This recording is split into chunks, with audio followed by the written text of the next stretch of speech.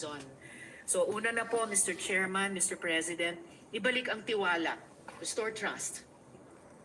Do more with less and budget as if the long-term and root causes matter. So initial questions ko po on the macroeconomic headwinds and disaster preparedness. So urgent regionally or even globally and domestically. So my initial questions revolve around this current economic outlook and the fiscal resilience needed to address recent calamities. So una po tungkol sa Q3 GDP growth slowdown at saka macroeconomic scenarios. Mga tinatalakay po at minamanage ng DBCC as a whole, DepDev at saka PSP in particular. So Mr. Chairman, what specific factors caused the Q3 2025 GDP to slow down to 4%? Was it due to political infighting between the camps of the President and the Vice President?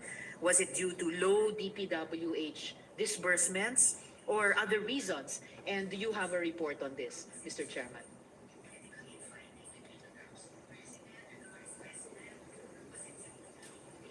But, Mr. President, thank you very much for the question, Senator Risa.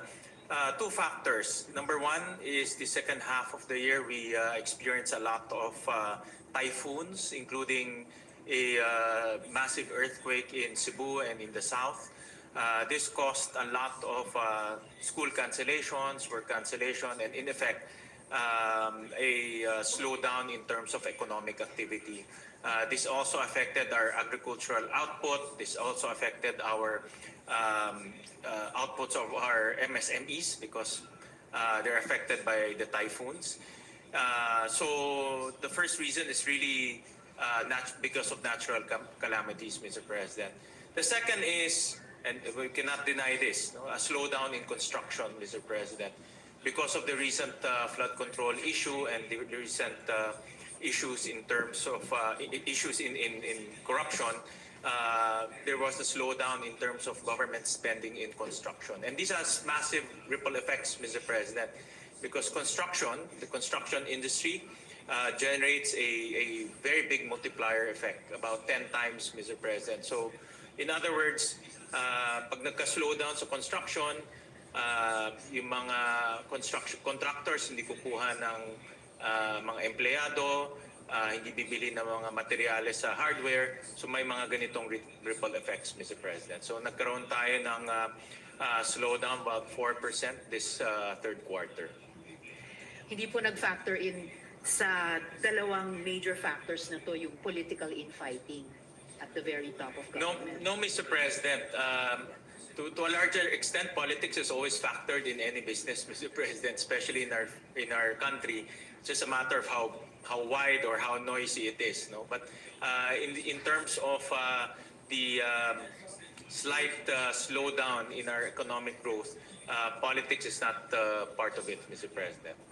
I suppose, Mr. President, the good chairman is just being polite to ourselves dahil lahat po tayo nagtatrabaho sa gobyerno. Pero siyempre, kung ang isang bagay ay nagsimula sa pagkakaisa, kapag nag-break up yung unit team, imposible naman na yung mga presumptions of political stability na mag-undergird sa further economic development or even specifically GDP growth ay walang epekto talaga. So I'll just leave that. Kung meron man, Mr. President, it's very hard to quantify. It's very difficult to quantify the effects, but kung meron man, I think probably a lot, especially the local businessmen, Mr. President, marami sa mga lokal na negosyante natin parang sanay na sila sa politics. I think the effects will be largely from foreign investors or foreign companies who are here, Mr. President. Salamat, Mr. Chair. Sana hindi masyadong masana yung mga local business persons natin sa ganitong medyo katinding political infighting. But salamat sa candor ninyo of making of record. That of course, as for any country, hindi po tayo immune na medyo or maapektuhan nga ang mga foreign investors, which makes it important for us to still keep, if not front and center of our minds when we're discussing the budget for next year, at least nasa puso natin na importante na magkaroon ng some kind of productive, kung hindi man na conflict resolution, conflict management para din sa ating mga local na investors at saka business sector, private sector. Does the good chairman have a report on at least the top two factors na sinight nila kanina, how these affected and in fact produced that slowdown in the growth of our GDP this third quarter or during the third quarter, Mr. Chairman?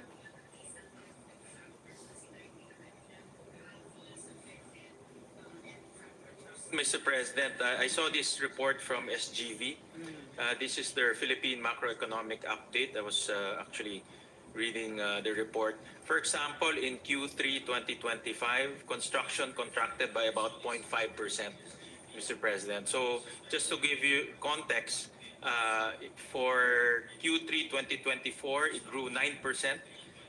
In Q2 2025, it grew 2.1%.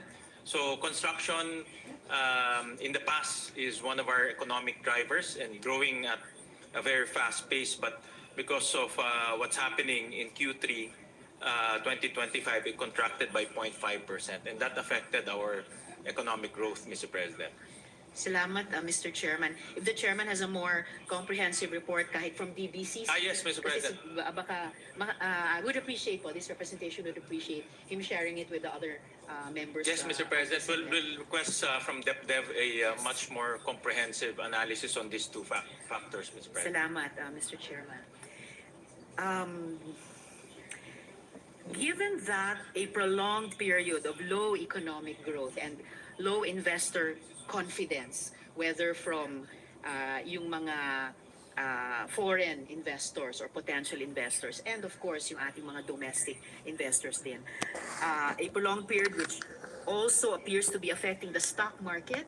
Alam po natin na compared sa mga stock exchanges sa ibang mga bansa dito sa ating rehiyon, naglalag yung atin. Foreign and also appears to be affecting, as the good chairman and I were discussing, foreign and domestic investor confidence and even the value of the peso.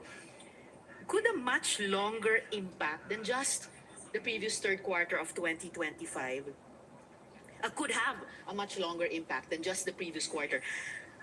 Paano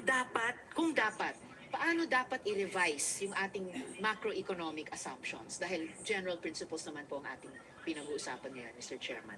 Mr. President, we're forecasted to grow between 6 to 7%. 5.5 to 6.5%, Mr. President, for 2026. And I think 6 to 7. Sorry, Mr. President, I stand corrected. It's 6 to 7% for 2026, Mr. President. So during the hearing, I remember I also asked Secretary Recto about his outlook this coming 2026, and there are a lot of external headwinds that our country will be facing in the next few months. One of the biggest will be the trade policies of the United States, in which we were imposed 19% on our exports to the United States. Compared to 0% for 3 other ASEAN countries. Great. And Mr. President, this is a headwind because it's also uncertain depending on, of course, the policies of President Trump in terms of trade and his outlook in terms of how the trade imbalance should be addressed, Mr. President. So that is one headwind that we are facing and that can cause, of course, a negative effect on our economic growth.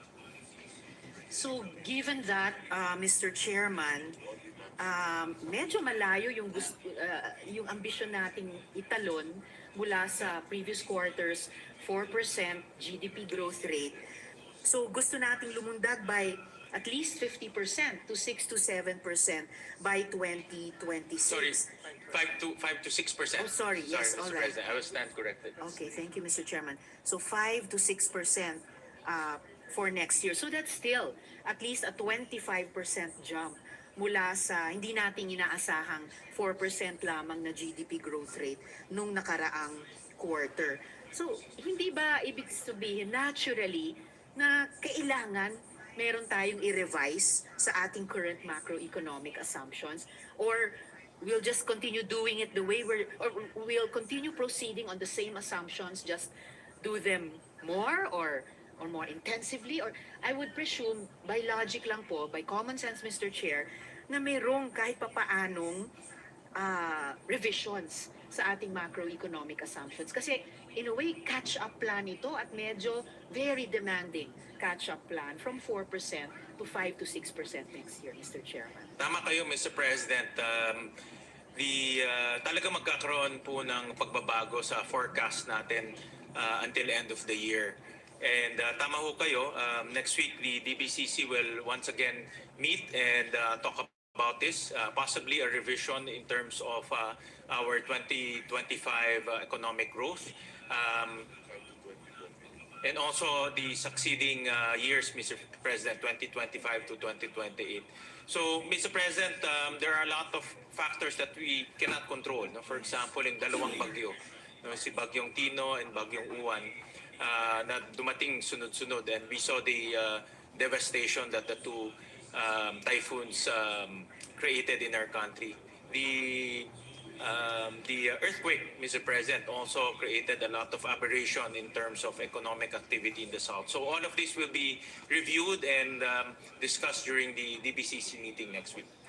At least, Mr. Chairman, I'm glad to know na magmi-meet na nga ng maaga ang DBCC para i-review itong mga macroeconomic assumptions. And confident naman ako na malakas ang intensyon natin dito sa Senado to pass, aside from the most transparent and accountable, the most responsive and proactive budget possible that we can produce, of course, together with the House, para sa 2026, na kung hindi man natin ma-anticipate yung harinawa, i-share din ng DBCC sa atin after their meeting next week in terms of revised macroeconomic assumptions. Moving forward in the next few years, sa pamamagitan hindi lamang ng Senate Finance Committee, pero halimbawa ng LEDAC, na pwedeng i-align, no, yung revised macroeconomic assumptions ng DBCC or particularly ng DepDev at yung continuing na legislative work natin dito sa Senado, including in terms of the annual GAAS, para for one, to support yung pag-achieve nung mas mataas na growth rate ng GDP ng ating bansa sa mga susunod na taon, Mr. Chairman. Mr. President, Secretary Recto mentioned to me, and the economic managers also are in unison on this, that part of this might not be an economic policy, but part of the confidence building and bringing trust to the government is making sure that people who are involved in that flood control corruption will be put to account, and also will be held into account, and also make sure the government will make sure that they will be put in jail, filed cases and put in jail before the end of the year. Part to ng confidence building, Mr. President, because if you talk about bringing trust to the government, it's not only the trust of our people, but trust of the business community. You know? Thank you for that. Thank very much, And Mr. Chairman. Secretary Recto mentioned to me that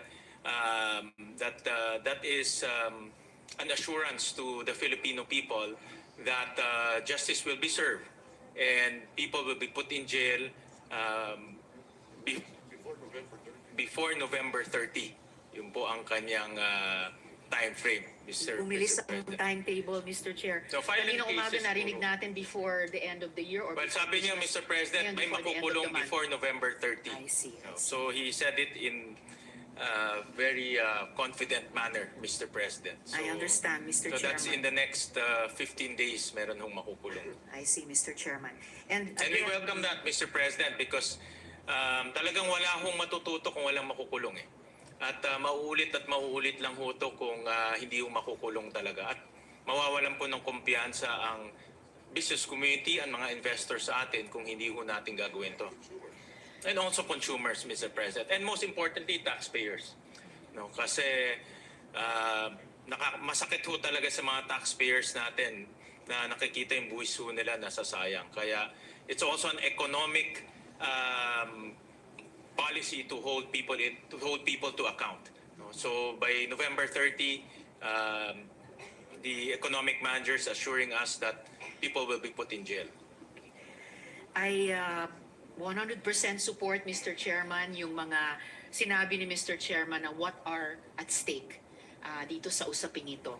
And I thank the good chairman for stating that accountability itself is in a way an economic policy or a guideline or a foundation for our economic policies. And salamat sa chairman for affirming yung isa sa mga tema na sinabi ko ngang dala ko sa aking isip at puso dito sa pag-interpellate sa ating budget. Yung usapin ng ibalik ang tiwala. As an aside, I recall that was also cited by Senator Kiko Pangilinan when he was co-sponsoring his and the Senate President's resolution, or rather bill, on really giving teeth by force of law dun po sa Independent Commission on Infrastructure na importanteng buuin ulit yung nabasag na pagtitiwala ng ating mga mamamayan sa gobyerno, and as he also said na magbuo ulit ng isang bagong kasunduan or bagong covenant, no?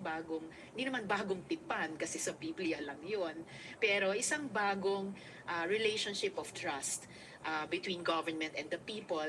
Siyempre, kasama na po bawat taxpayer, kasama na rin yung private sector na isa sa tatlong mahalagang bahagi ng ating lipunan. So maraming salamat, Chairman, para sa sagot na iyan at mga affirmation na iyan.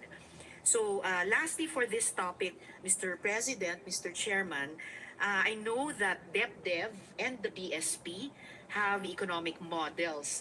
Pwede nyo bang inarate, Mr. Chairman, inarate sa atin ang isang low scenario or kahit worst case scenario? Specifically, ano pong mangyayari sa debt to GDP ratio at ano pong mangyayari sa underemployment sa ganyang low or worst case scenario?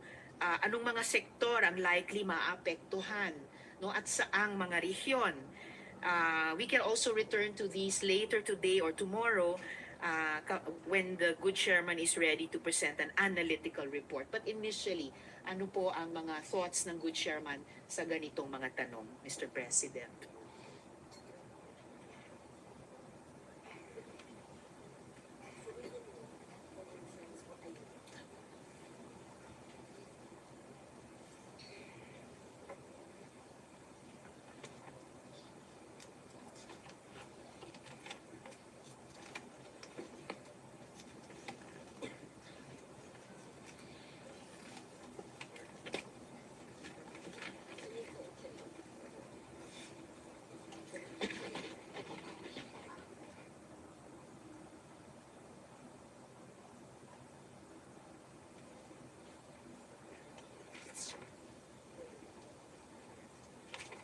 Mr. President, because there's a lot of headwinds and also events that are beyond our control. For example, the typhoon, Mr. President.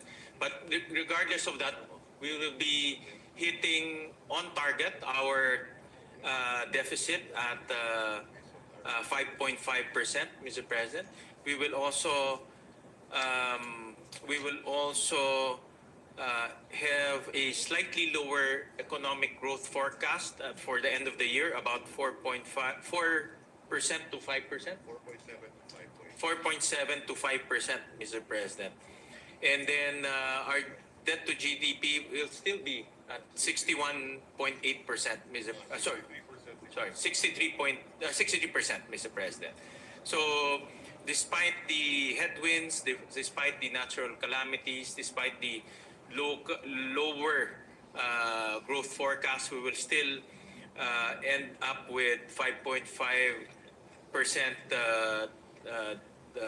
deficit and also debt to GDP ratio of 63%, Mr. President. Which comes in under the, please correct me if I'm wrong, Mr. Chairman, is that above or below the global sort of gold standard for debt to GDP ratio? Yeah. Yung 63%. Well, Mr. President, if you talk about post-pandemic, a lot of the countries, especially similar countries like us, also are in this slightly elevated um, deficit range and debt to GDP range. So if we compare ourselves to them, we're still within the range, Mr. President. So may kumbaga In fact- kabatch pa rin tayo sa mga nagsusubok ibaba dun sa tama ba 60% ang sort of standard for debt to GDP ratio. Well, Mr. President, I was advised that, for example, in ASEAN, we're slightly better compared to our peers. Our peers are hovering around 70% debt to GDP, Mr. President. Tayo mga 63%. But the economic managers during the DBCC is very mindful of our debt stock, Mr. President, and they're very strict in following the medium-term fiscal framework, Mr. President, that will slowly bring down our debt to GDP ratio by lowering down our deficit, hopefully reaching the pre-pandemic levels in the next few years, Mr. President. And of course, Mr. Chairman, yung mga kapitbahay nating ASEAN or Asia Pacific countries, kahit yung mga tumatama sa 70% debt to GDP ratio, pero mas mataas ang GDP growth. Yes, nila tama sa ngayon. kayo. So na-offset Correct. yung kanilang debt to GDP ratio. But Mr. So, President, we're that's- working on both percentages, Mr. Chairman. Well, Mr. President, that's really the strategy to outgrow debt. No, that's really the strategy.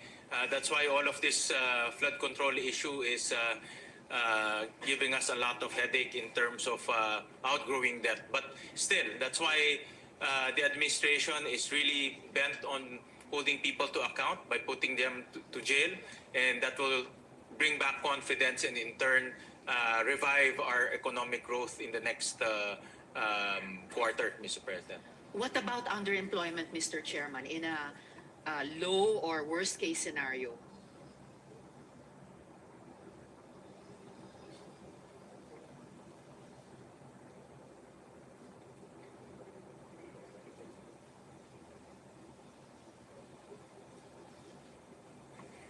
Mr. President, our underemployment, our unemployment is about 3.8%.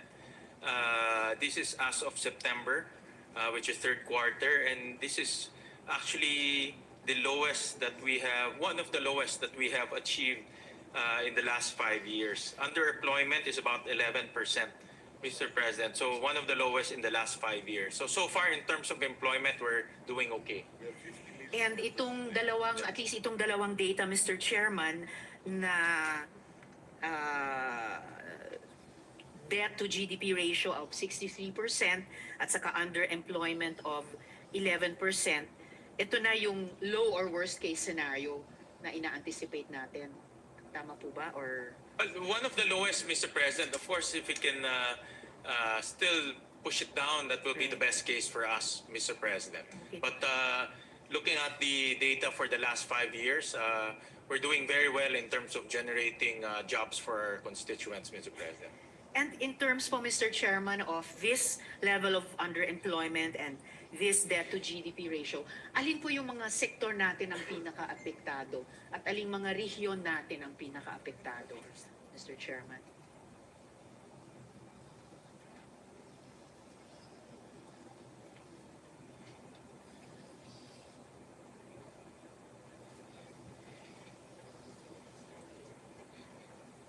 But Mr. President, I was just conferring with Secretary RC. Agriculture remains to be one of the lowest in terms of output, in terms of growth. And that has been a challenge for us for many, many years, especially now, no, Mr. President, because of the typhoons. So in terms of region, is that the Visayas region is experiencing a lot of growth aberrations. Region 5, 6, and Region 6, 7, and 8, Mr. President, including the Bicol area, Mr. President, because dyan pumapasok yung bagyo. So 5, 6, and 7, and 8, Mr. President, are the areas that are experiencing aberration in growth, Mr. President. And hearing these data, Mr. President, Mr. Chairman, so lalong lumilitaw na yung importansya ng inputs, hindi lang sa development planning, pati sa budgeting ng mga regional development councils natin sa ilalim ng DepDev. In terms of underemployment, and in the agricultural sector, though I'm sure Senator Pangilinan will be asking even more about this than me, kaya napaka-importante yung mga programa, yung mga priorities na ina-advocate ng ating mga kasamahan dito sa Senado in terms of really and also because of a third factor, yung pinapakita na underemployment demographically seems to be higher and higher in the demographic of college students and college graduates. So when we look at how our different challenges overlap, there's a whole, not just problem area, pero area of potential na i-draw in yung mga young students and graduates who are most affected by underemployment, pati dun sa agricultural sector ng economy. And I don't know, I'm just guessing na yung mga RDCs natin, lalo na dito sa most affected regions, perhaps are already advising, of course, their branch, the executive, and hopefully seeping in every year dito sa ating pagbubuo din ng ating budget, Mr. Chairman. Thank you, Senator Risa. That's precisely why we added about 3.6 billion to TESDA, to their TWSP or the scholarship programs, Mr. President, that will be targeted to the healthcare sector, the semiconductor sector, the construction sector, and the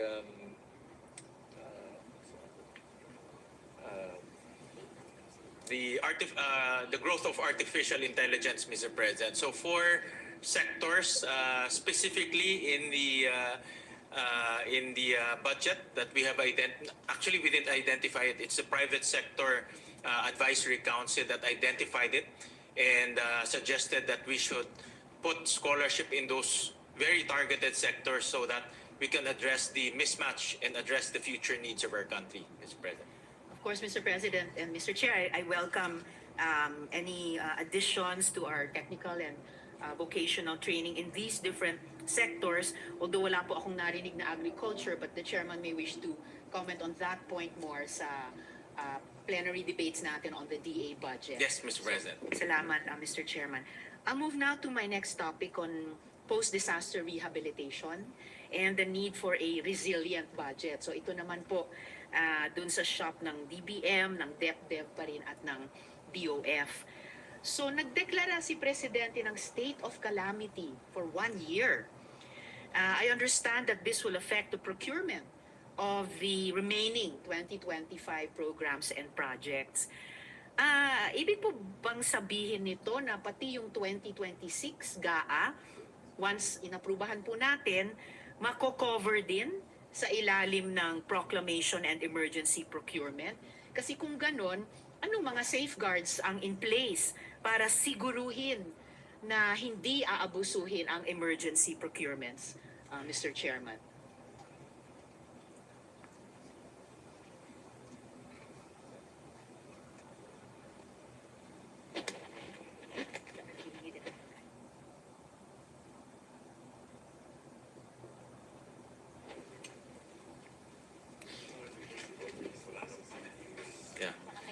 Covered po 2026, no. In fact, this also covers the local government units, Mr. President. So in other words, they can use their local NDREAM fund to spend for pre-disaster activities, buying equipment, putting up evacuation centers. So kasama po ang 2026, Mr. President. Kung ganon, Mr. Chairman, paanong hindi aabusuhin yung emergency procurements? Ano pong safeguards na meron na tayo? Because we don't, on the heels of itong pinaghihirapan nating i-resolve na at huwag maulit na flood control scandal. Ayaw din nating maulit yung Pharmaly scandal, halimbawa, nung panahon ng pandemya, Mr. Chairman. I'm going to get fried today. Fried. Tomorrow, we're going to get cooked in basketball. Our opponent is very fierce. Very good. So one of our people on our team is also very good. But not as good as him.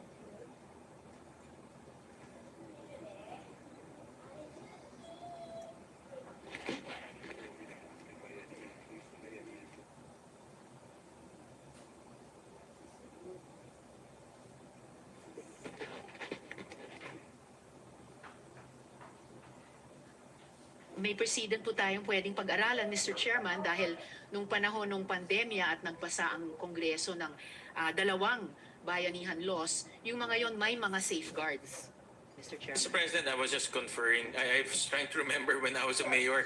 May menu ho siya for pre-disaster, no? So you cannot just buy outside of the pre-disaster activities, Mr. President. So it's really meant to prepare the local government units, the national government, to respond to the disaster or impending disaster so that they can prepare for it, Mr. President. So may menu siya, that's the first safeguard. Second is the Commission on Audit also will make sure that the prices as well as the items that will be bought are in line with that menu, Mr. President. So dalawang safeguards to make sure that hindi naman ho siya maabuso. In ordinary times, Mr. Chairman, sapat na kahit itong dalawang safeguards lang. Menu, tapos syempre yung pag-audit ng COA.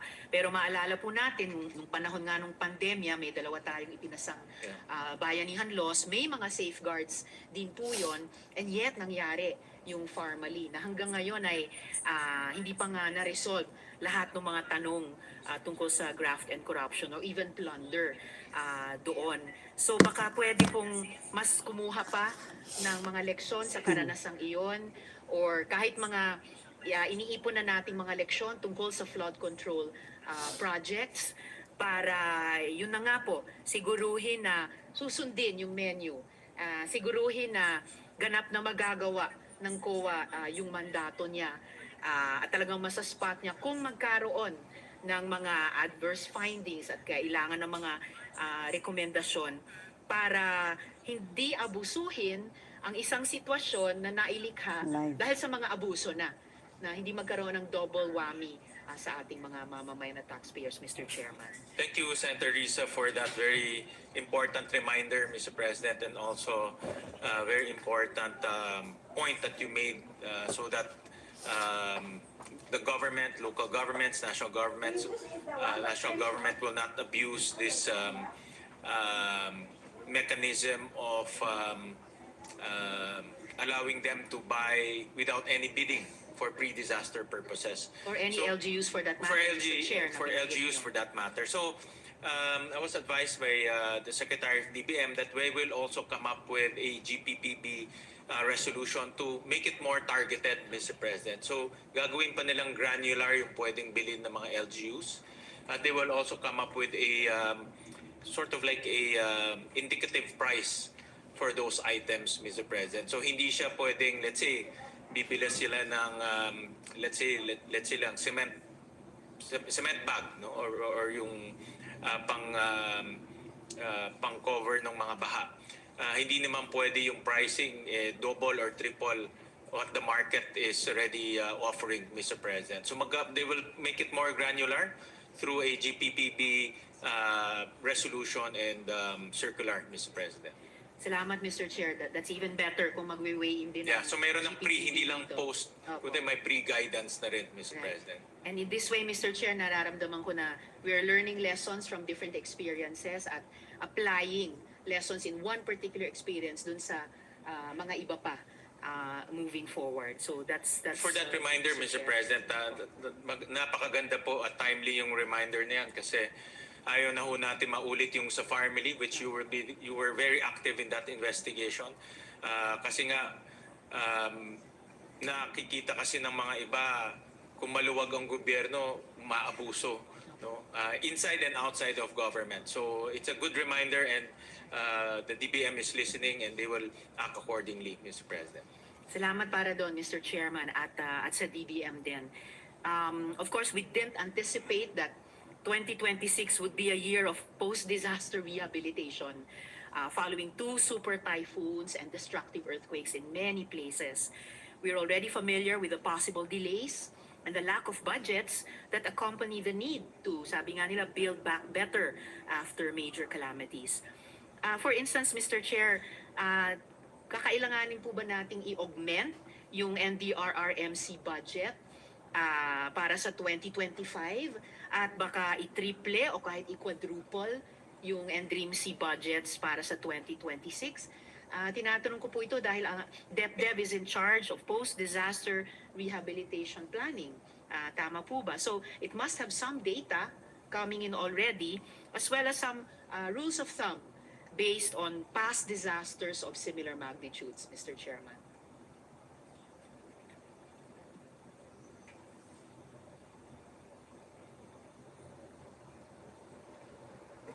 Mr. President, in the Senate version, we have approximately 46 billion to respond to disasters, 28 billion under the NDRRM fund, 16 billion under the QRF, and 1 billion for insurance premium for government assets, Mr. President.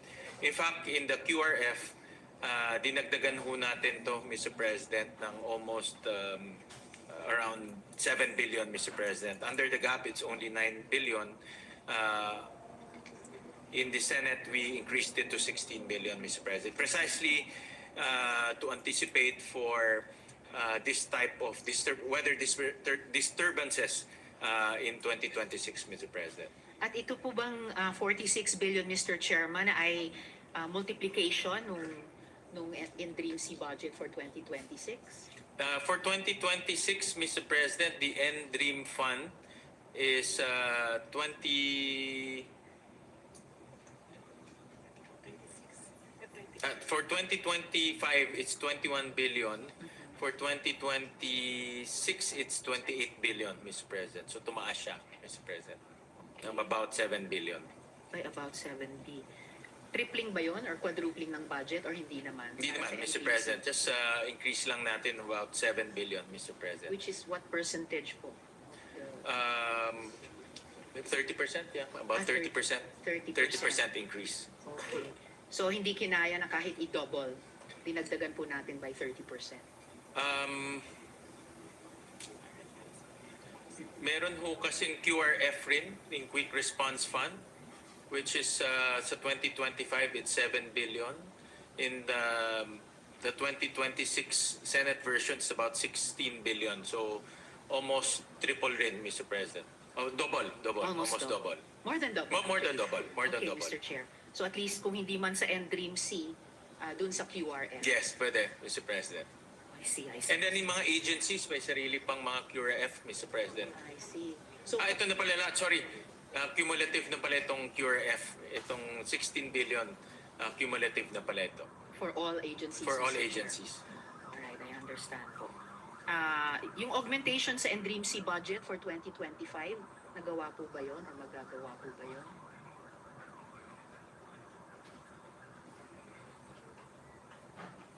Oi, are you looking? What's that? Please have it tomorrow, huh? Tinatanong ko lang po, Mr. Chair, dahil baka naman hindi pa ubos.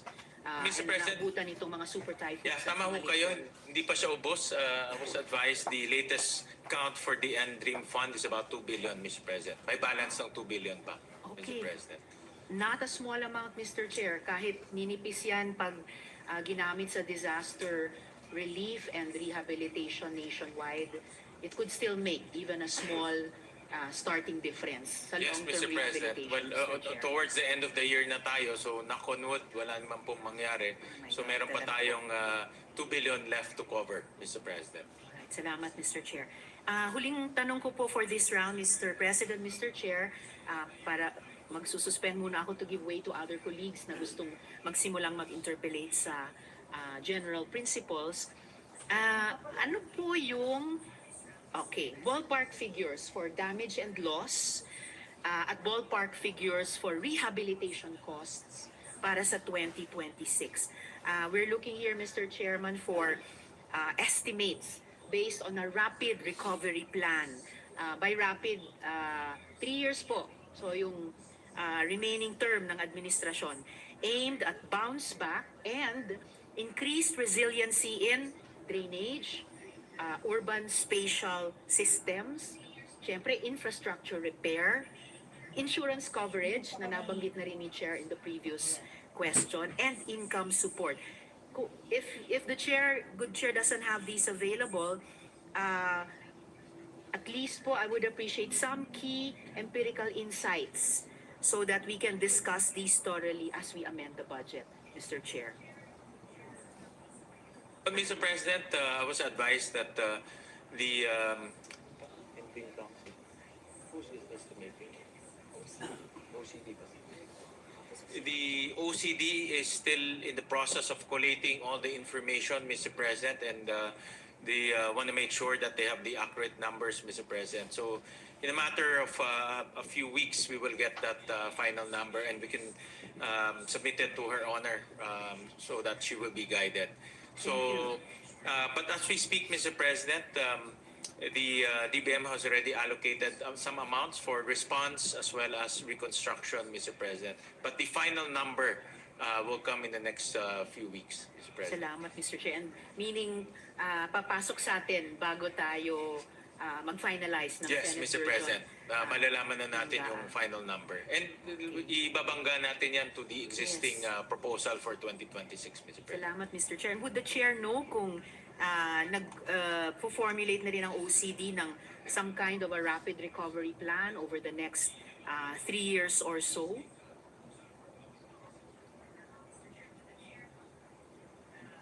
I hope it's not just the quote-unquote normal recovery plan after every disaster dahil medyo naging pambihira po yung mga disasters natin itong nakaraang buwan. Ano po, Mr. Chair? So maybe something a little bit more strategic like over the next 3 years perhaps, Mr. Chair. Yeah, Mr. President, I understand that the OCD comes up with their parang may forecast sila, Mr. President, based on the typhoons that affect our country, saan sila pumapasok.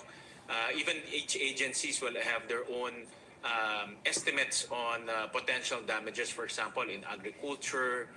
Senator Kiko will know more about this. In agriculture, even DepEd, they also have their own forecast kung ilang mga classrooms tinatamaan. Also for DPWH, ilang mga facilities normally nasisira. So they have forecast, but of course, it's very difficult to predict, especially from natural calamities because lalo na ngayon, lumalakas lalo yung calamities at nasa south na siya ngayon instead of normally in the north, no? So but then again they have forecast and they use some form of modeling, Mr. President, to come up with that cost. And I presume, Mr. Chair, na itong mga forecast ng mga departments ay kinoconsolidate ng OCD as unpredictable as Yes. the climate has become. One thing for sure, darating at darating talaga yung mga disaster. And another thing we can be sure of is that they're unsure in their arrival, their intensity, the location, etc. But kung, as we were discussing earlier, Mr. Chair, kung yung mga leksyon natin sa ongoing investigation natin sa flood control programs and projects, hindi man natin ma-predict with 100% accuracy yung mangyayaring mga natural disasters, pwede po nating iwasan yung mga human-made disasters at pahusayin yung ating disaster preparedness at lalo na pahusayin yung transparency and accountability sa ating infrastructure and overall development planning.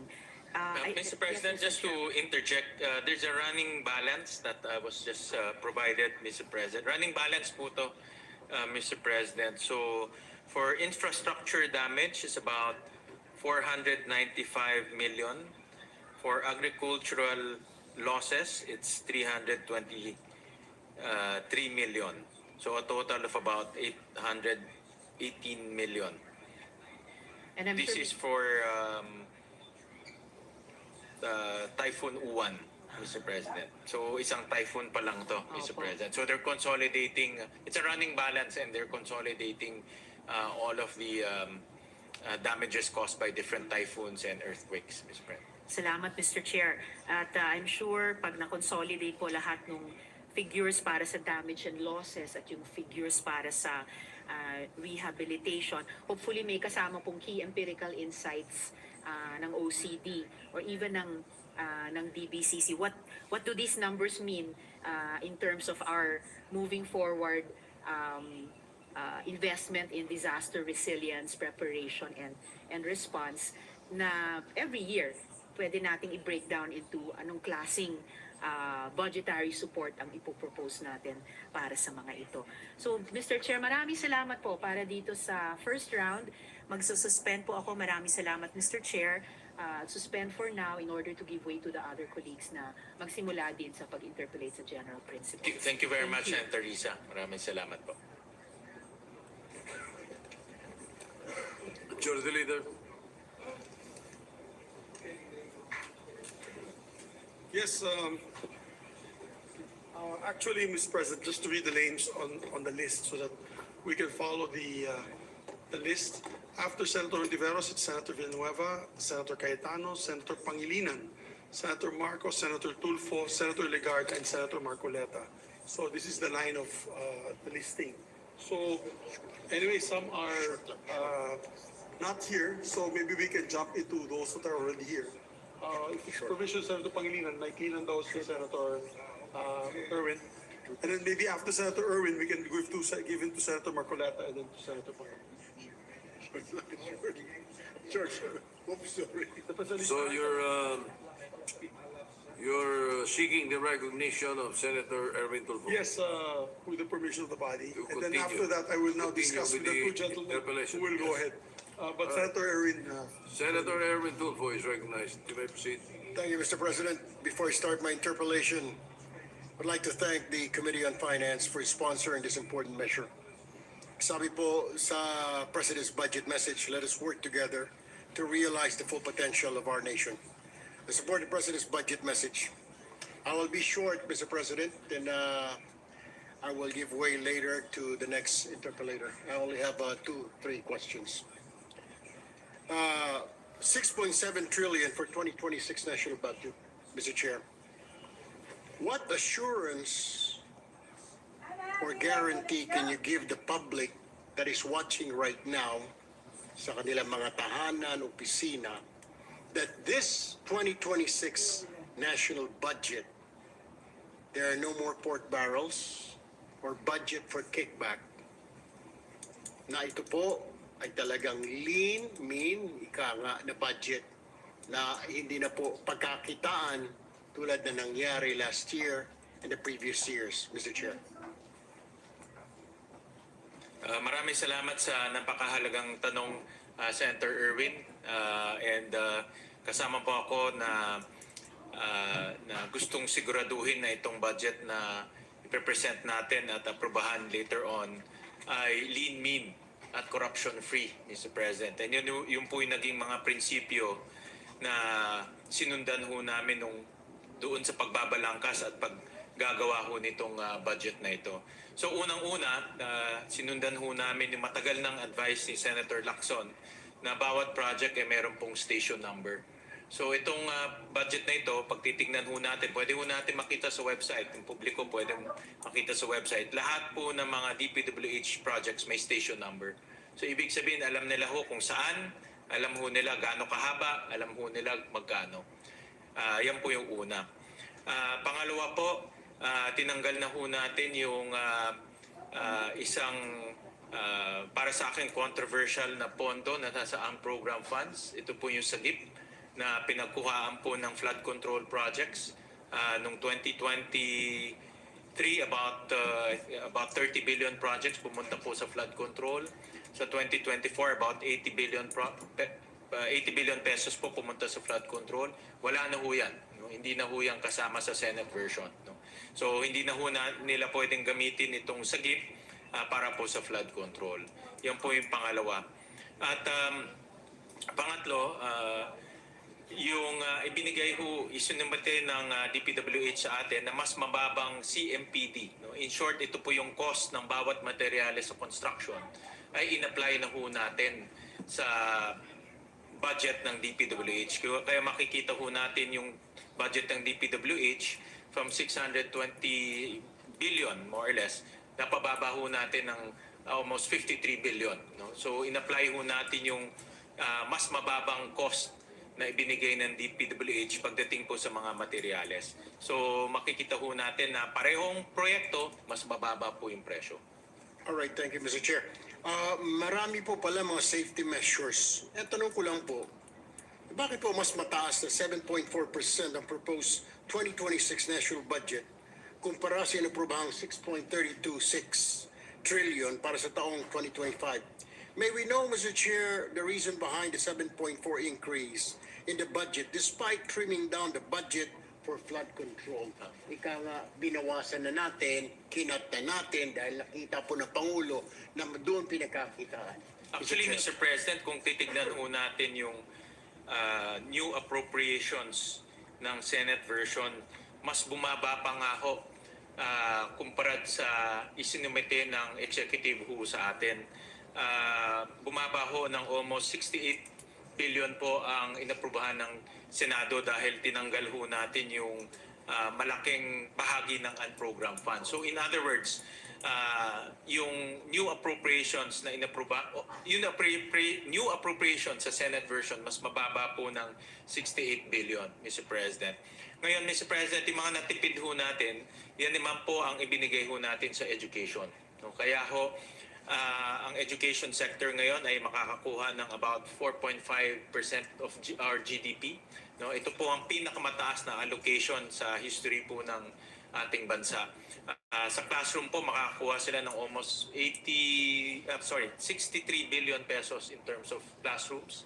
Sa feeding program po na dati na pinapakain natin 120 days, ngayon 200 days mapapakain natin at lahat po ng kindergarten at grade 1 mapapakain na ho natin. So in other words, Mr. President, sa madaling salita, itong natipid ho natin sa mga importanteng proyekto, lalo na ho sa edukasyon. Panghuli na lamang nakatanungan, Mr. Chair, Mr. President. Malaki ho na ititipid natin na sabi ho ninyo kanina lamang, pero hindi po kaya makaka-apekto naman ito sa performance po ng pamahalaan, tulad po ng execution ng mga flood programs, tulad po ng mga ayuda, sunod-sunod po ang tama ng bagyo. I'm sure nagkukumahog po ang Department of Budget and Management sa ang kukuha ng pondo because patapos po ng taon pero kaliwat kanan pa po yung bagyo. So there is a problem. Hindi po kaya magkulang naman na yung budget para sa mga ito. That will be my last question, Mr. Chair. Yes, Mr. President, napakagandang tanong yan at bilang dating kalihim ng DSWD, alam niyo ho yung mga pangangailangan po ng ating mga kababayan, lalo na yung mga tinamaan po ng sakuna. Kaya ho, nagtaas tayo ng doon sa entry. Yeah. Kaya ho, Mr. President, for the N-Dream Fund, nagtaas ho tayo ng budget from 2025 na 21 billion, naging 28 billion po. Ang QRF from 7 billion, naging 16 billion. So ito yung mga budget na kakailanganin po natin para rumisponde sa mga kalamidad, Mr. President. Thank you, Mr. Chair, Mr. President. Thank you, Senator Kiko Pangilinan. Thank you, Senator Marcoleta. Thank you for giving way. Maraming salamat po. I will ask a few more questions in my next round, Mr. Chair. Maraming salamat, Senator Erwin. Thank you po. Majority Leader. Thank you, Mr. President. Mr. President, next to the lineup is Senator Kiko Pangilinan, Mr. President. Senator Francis Pangilinan is recognized.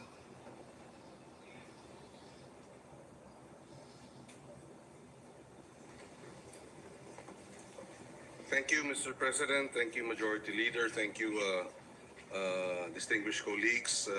We would like to ask a few questions on the general principles to our chairman of the Committee on Finance.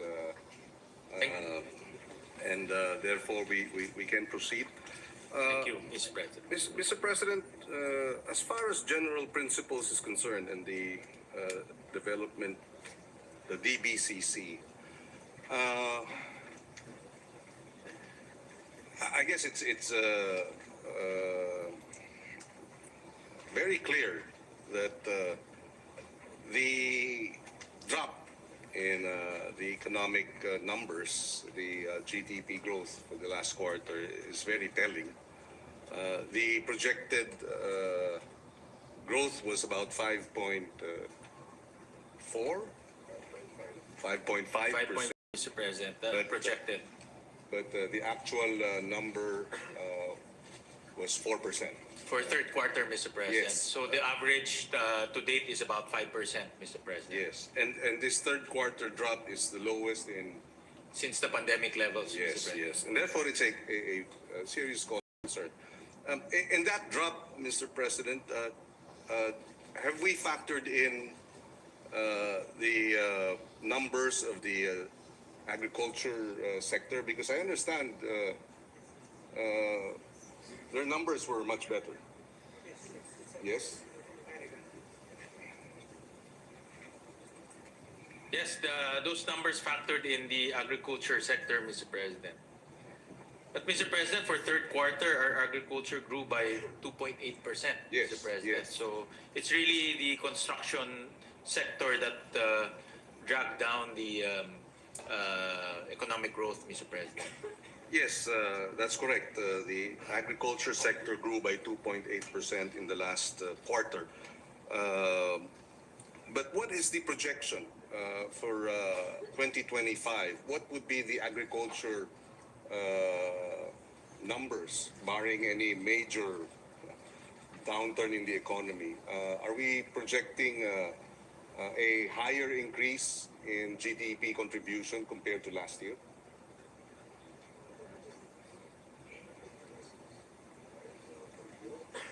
Because hindi pa ata na factor in itong damage Hindi pa, ng Mr. uwan President. at ng tino, no? Yeah.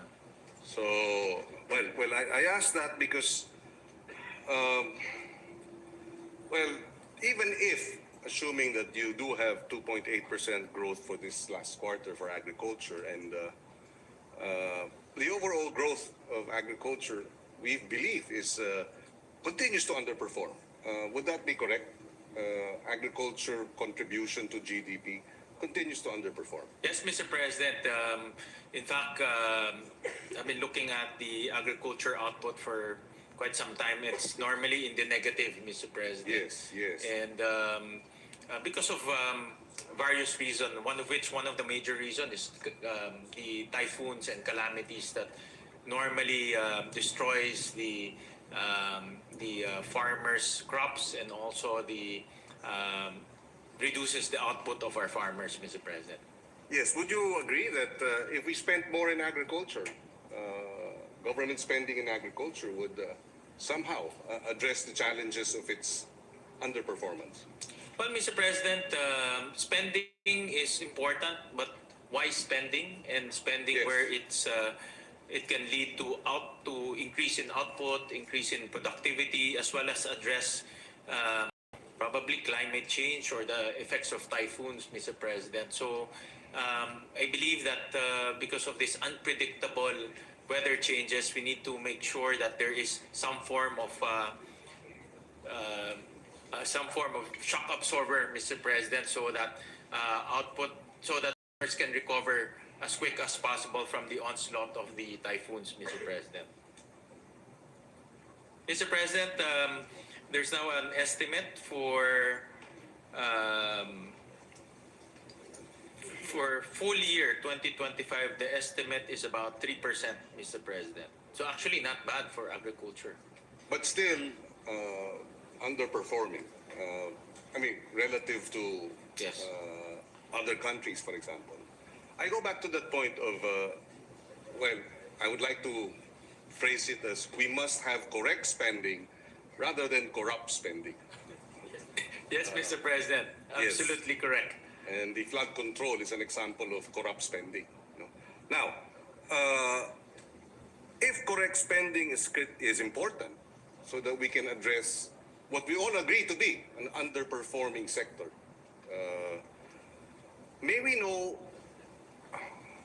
why the DBM and the economic managers agreed to,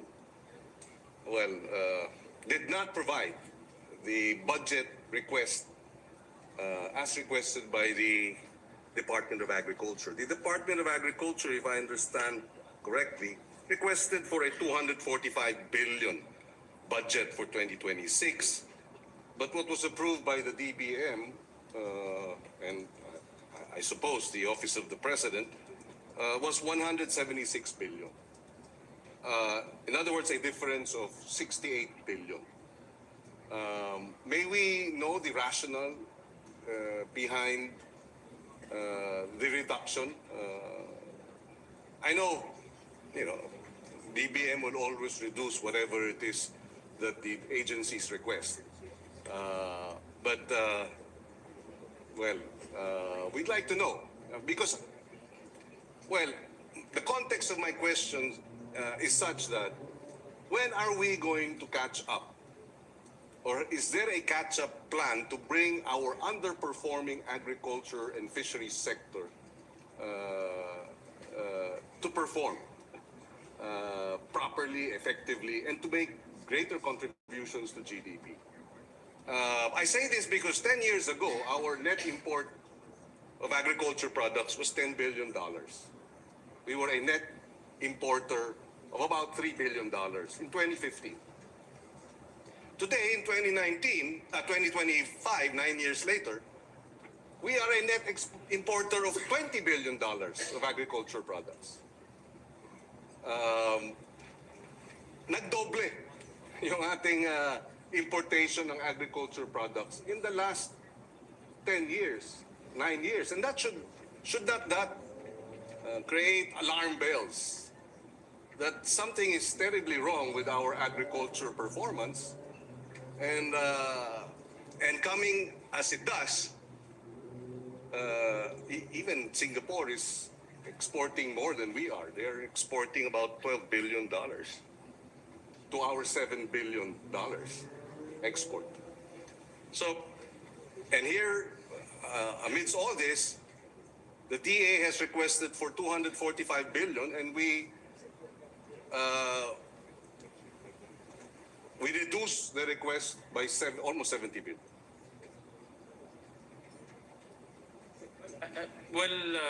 Let me just pull up the data, Mr. President. Well, Mr. President, if you look at the total agriculture and agrarian reform allocation, it's about 256 billion pesos.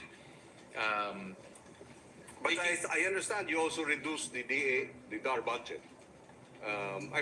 The request of DAR was such, and it was likewise reduced. In other words, I understand you're looking at the total amounts being allocated, but it is still a reduction of what they are requesting. We can make the numbers look larger, but I think in the universe of how much government spending we are undertaking relative to the region, for example, we're not spending enough. For the record, last year, Taiwan spent $6 billion for agriculture. And your 250 billion DAR combined would be what? 5? And Taiwan is 23 million. Anyway, my question is, do we have a long-term strategic, or at least 3-year strategic plan to increase the allocations for agriculture and fisheries, at least before the end of the term of the president? After all, the president took on the agriculture portfolio precisely because he was serious in addressing the challenges of agriculture. I understand. I was actually conferring with Secretary Pangandaman. I understand that under this administration, that the agriculture sector was given a larger share Yes, yes. in the budget. And I agree. I'm trying to get the exact amounts, Mr. President, compared to other And administrations. I agree. And thankfully, it is getting a larger share. But I'd like to see a 3-year plan, if possible, to squarely address the underperformance of the agriculture and fishery sector. Mind you, and I'm sure the numbers are clear with our economic managers, poverty is largest or highest with our farmers and fisherfolk. Sabi ko nga, mataas ang presyo ng pagkain,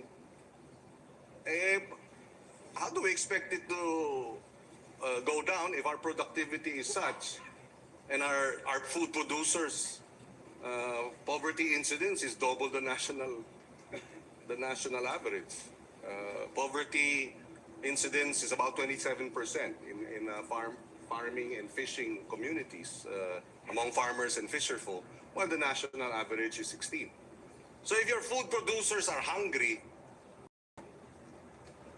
where is the justice there? They feed the entire country, and yet they can't feed themselves.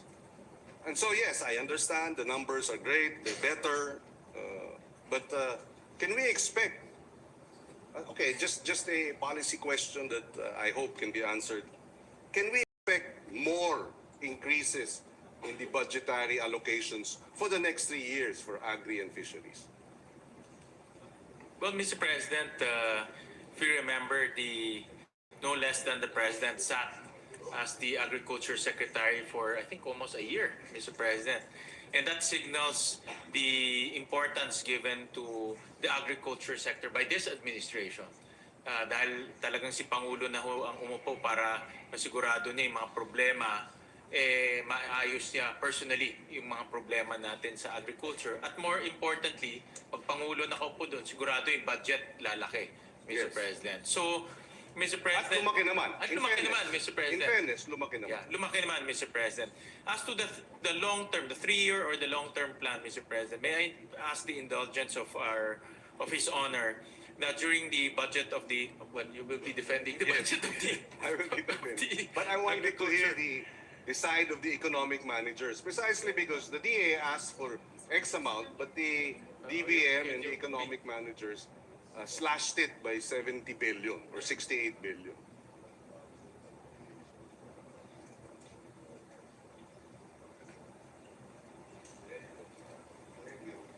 Yes, thank you. Yes, you're right. I want that on record.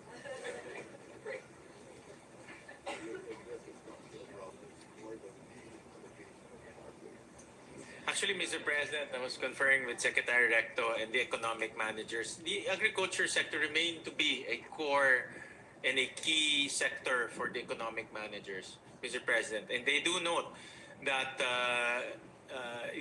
the whole agricultural sector needs structural reforms to address the bottlenecks, as well as to make sure that productivity increases in the sector, Mr. President.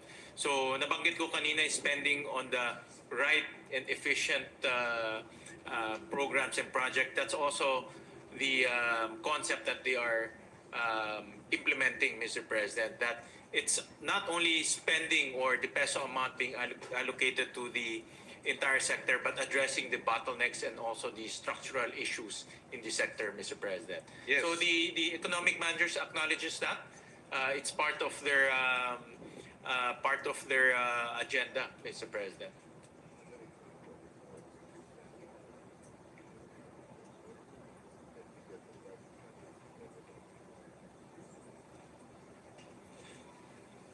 I agree. Mr. President, I want that on record too. Please. well, Secretary Recto mentioned that if the government is spending 250 billion on agriculture, we can also attract the private sector to invest in agriculture. And personally, that's also a huge missing potential in the agriculture sector, bringing in the sector. private sector and involving the private sector in improving productivity and also make profit for them. If it makes sense for them, then they will come in. So we have to address the structural issues. Would the good sponsor and the economic managers agree that part of the structural reform is how to unbundle, I don't know what the right term is, regulatory capture? I can see that the Dev secretaries. Yes. Can we put that on record? Yes, Mr. President, put that his the thumbs- record reflects his thumb that up. Secretary Balisacan put his thumbs up, Mr. President. So that's in agreement to your statement, Mr. President. And therefore, part of the structural reforms will require addressing the challenges of regulatory capture, number one. Because unless we free the sector from regulatory capture, you cannot inspire the private sector to come up with 250 billion. Is that not right? Yes, Mr. President. And for me, part of the reforms, structural reforms that we need to do is also logistical bottlenecks, Yes. Mr. President, infrastructure bottlenecks, Mr. President. Importation, smuggling bottlenecks. Correct. And I think that's part of the rent-seeking issues that we also need to address. So these are the structural reforms. So hindi lang po yung pondo, but the whole structure of the agriculture sector needs to be analyzed and visited. And among these structural reforms we'd like to see, as shared by our Secretary of Finance, is number one, the renationalization of Extension Service. I think that is a major structural reform necessary. But if I may add, apart from renationalization of the Extension Service, bringing it back to the Department of Agriculture, so that they're down to the last mile, so to speak. They have an infantry to address, but a hybrid type of renationalization, because I would still like to have the local government present. A fine example that we were discussing with the chairman is how we address the backlog of school buildings during the time of President Aquino. It was a combination of PPP as well as matching and active involvement of the local governments. It was a two-pronged approach. You got PPP, you got private sector to come in an open and transparent public bidding. It was not the Department of Public Works. And then you had matching. The national government, for every 10 or 5 school buildings that the LGU agreed to spend, to fund and construct, the national government will add another 5. So it was a matching. And at one point, and this was placed on record in our previous hearings, 600 school buildings were being built every week. Because you had the private sector having skin in the game, because you had open, competitive public bidding with the PPP. It was put in place likewise by the DepEd, and then you had the LGUs. So the renationalization of the Extension Service, I believe, but strengthening its links with the LGU is critical in Taiwan.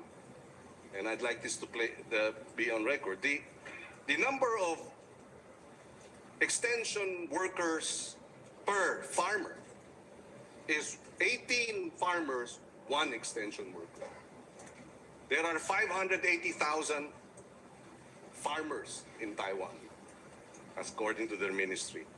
So you multiply 518 by 80,000 divided by 18, and that's the number of extension workers you have. 28,000. So what is the equivalent for the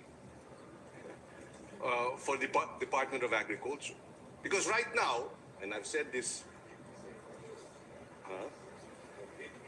I know, but that's why. But it'll be a combination precisely of LGU and national extension workers programs, which I think will be, and that's why one of the laws that we will be bills will be renationalization. The other is strengthening our agriculture co-ops. The regulatory aspect of co-ops should stay with the CDA, but we will amend it so that we re-establish the Bureau of Agriculture Co-ops under the Department of Agriculture. That too, structural reforms, so that matututukan ng DA yung mga kooperatiba ng ating mga farmers at fisherfolk. So yung regulatory function will be with the CDA, but the development interventions should be with the Department of Agriculture. But I have several other questions in that regard, but I'd just like to move quickly to the problem of what the problem created by the policy of the BSP in the banking system when it issued the memorandum circular limiting cash transactions withdrawals to 500,000. And this was done September during the hearings of the Blue Ribbon Committee. Circular number 1218. And I've been receiving a lot of complaints that a lot of depositors, small businesses are saying suddenly it's so difficult to transact with the banks because there is a limit of 500,000 pesos per day. What happens to payroll? What happens to et cetera, et cetera? Is this not a knee-jerk response by the BSP? Are they willing to reconsider it? Mr. President, personally, definitely this is a knee-jerk reaction. Senator Pangilinan was the one who brought it up during the Blue Ribbon hearing na napakadaling mag-withdraw ng 500 million in cash. Yes. Two tranches. Two tranches. So that's 1 billion in cash ng isang maliit na branch ng Land Bank sa Bulacan. So na walang report, no? Na hindi na report sa AMLAC, na wala pong nakakaalam. And because of that incident and because of your comment on that, the BSP reacted by coming up with a policy that the maximum cash withdrawal is 500,000. Yes. Kaso lang nga, marami tayong lalo ng mga MSMEs ang nahihirapan ho dito. So, Just a clarification, this 500,000 is across all banks, no? Whether government or private?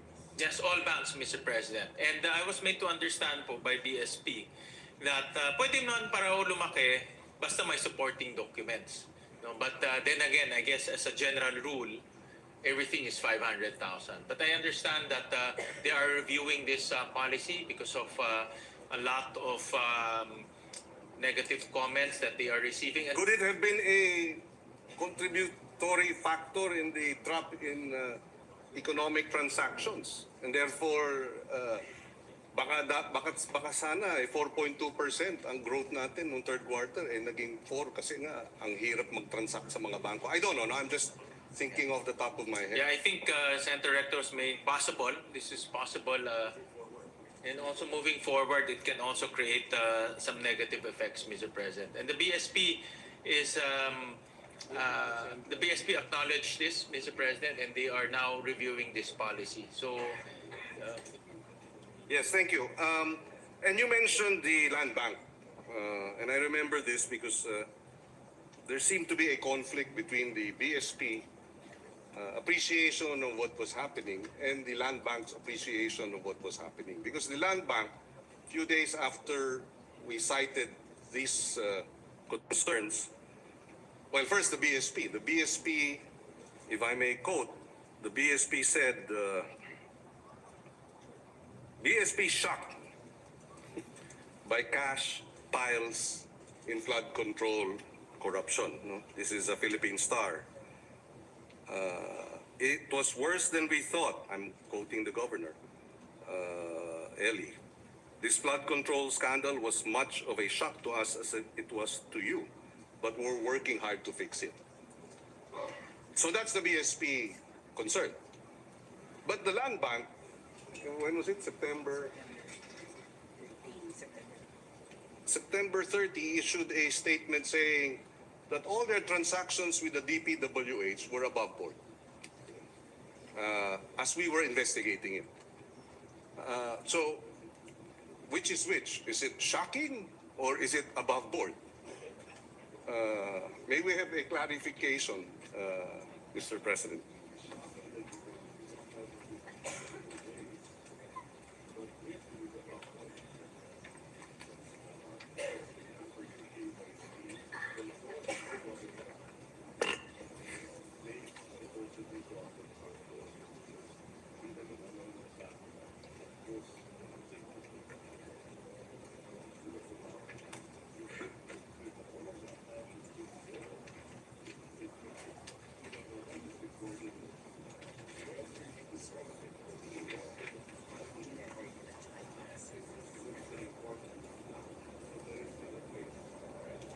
Well, Mr. President, it's both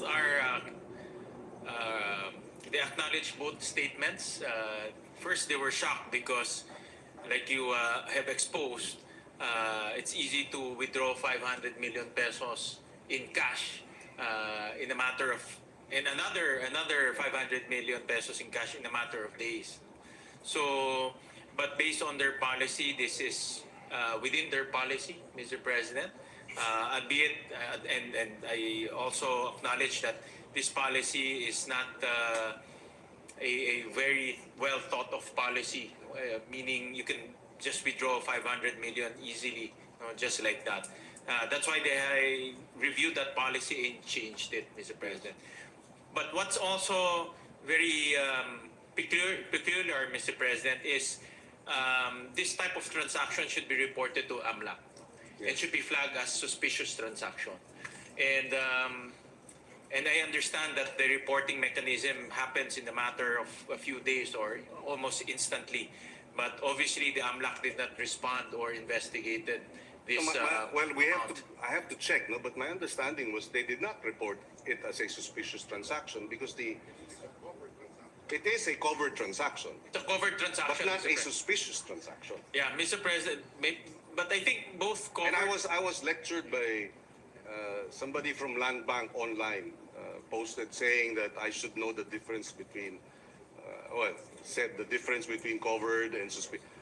Just for the record, I was sponsor of the AMLA law in 2001, so I very well know the difference between covered and suspicious transactions.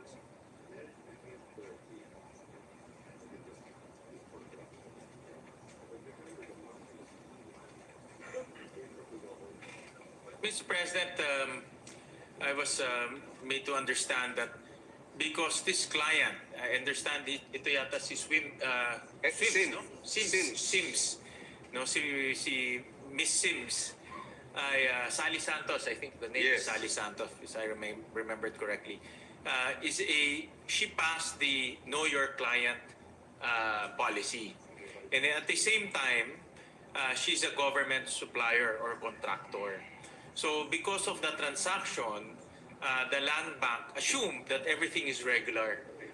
And because she's a government contractor, the land bank allowed the withdrawal of 500 million pesos in cash because it was a payment to her for a government project. Hindi naman po alam ng land bank na ghost project pala yun. But perhaps they have to review their Mr. President, policies, because why not release it in a check? yeah, well, cash was requested, Mr. President. I know, but it's a government bank. Yeah.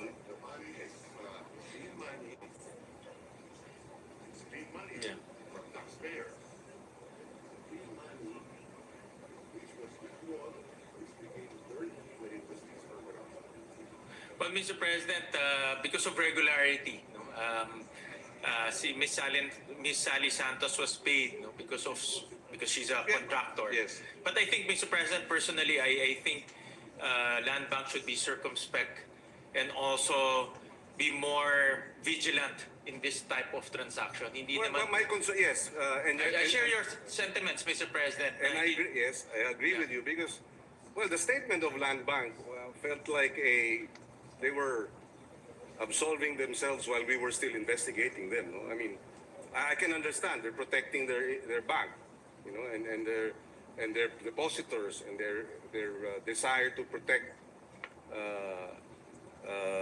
the institution. They would resort to this, but you know, people are angry.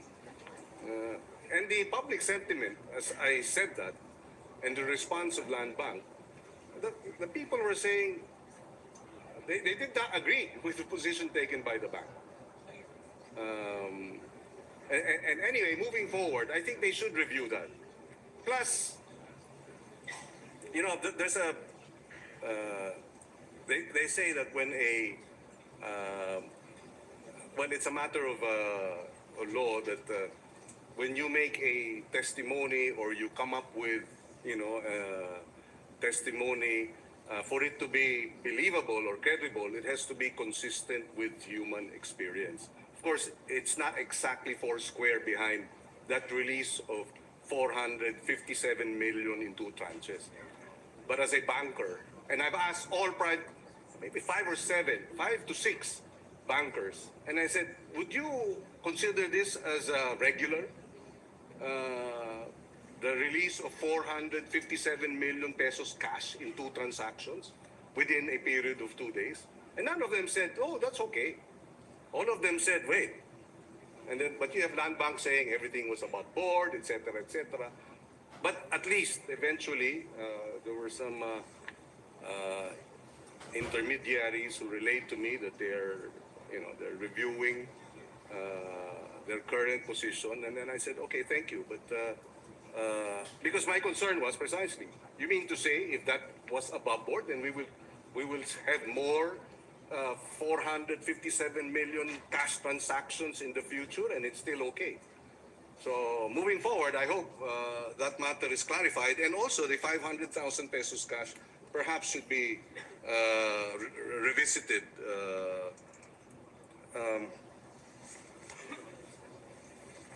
Maybe 2 more minutes of questions. We go back to the. Yes, Mr. President, but just to, Yes. as a feedback, the Secretary of Finance is the ex officio chairman of the Land Bank, and he's here, and he That's committed why I'm to. raising it. That's why he committed to review this policy and make sure that the bank will not be used as a conduit for corruption, Mr. President. So Thank you. we will Thank you look at for that policy. reassurance and the manifestation as expressed by the sponsors of the position of the ex officio chairman of the board of the Land Bank. I wish to go back to the revised poverty threshold. I raised this in the hearing, and the answer was tentative because they were still, I believe the Dev was still putting together the numbers. May we know what is now the poverty threshold? Do we have the numbers?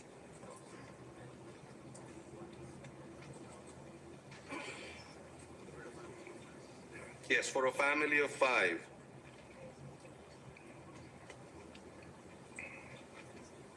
What was it before, and what will it be moving forward? For NCR, Mr. President, the poverty ratio for a family of 5 is 15,714 pesos per month, Mr. President. Family of 5, okay.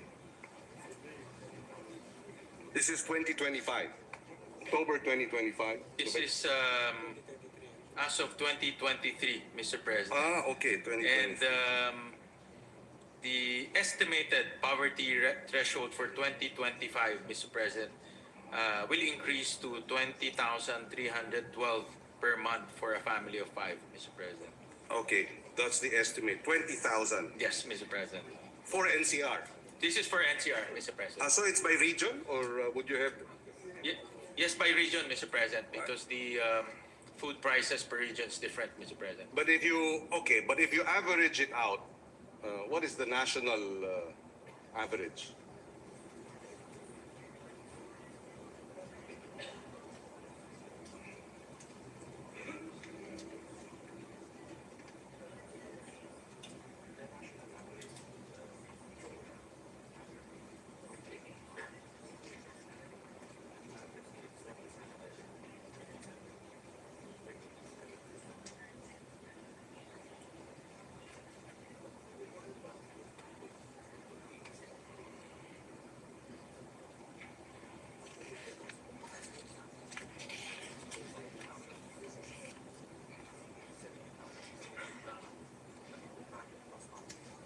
Yes, I Yes, understand. Mr. President, for a family of 5, the national average will be 17,600, Mr. President. 17,600. And it's a jump from 11,000.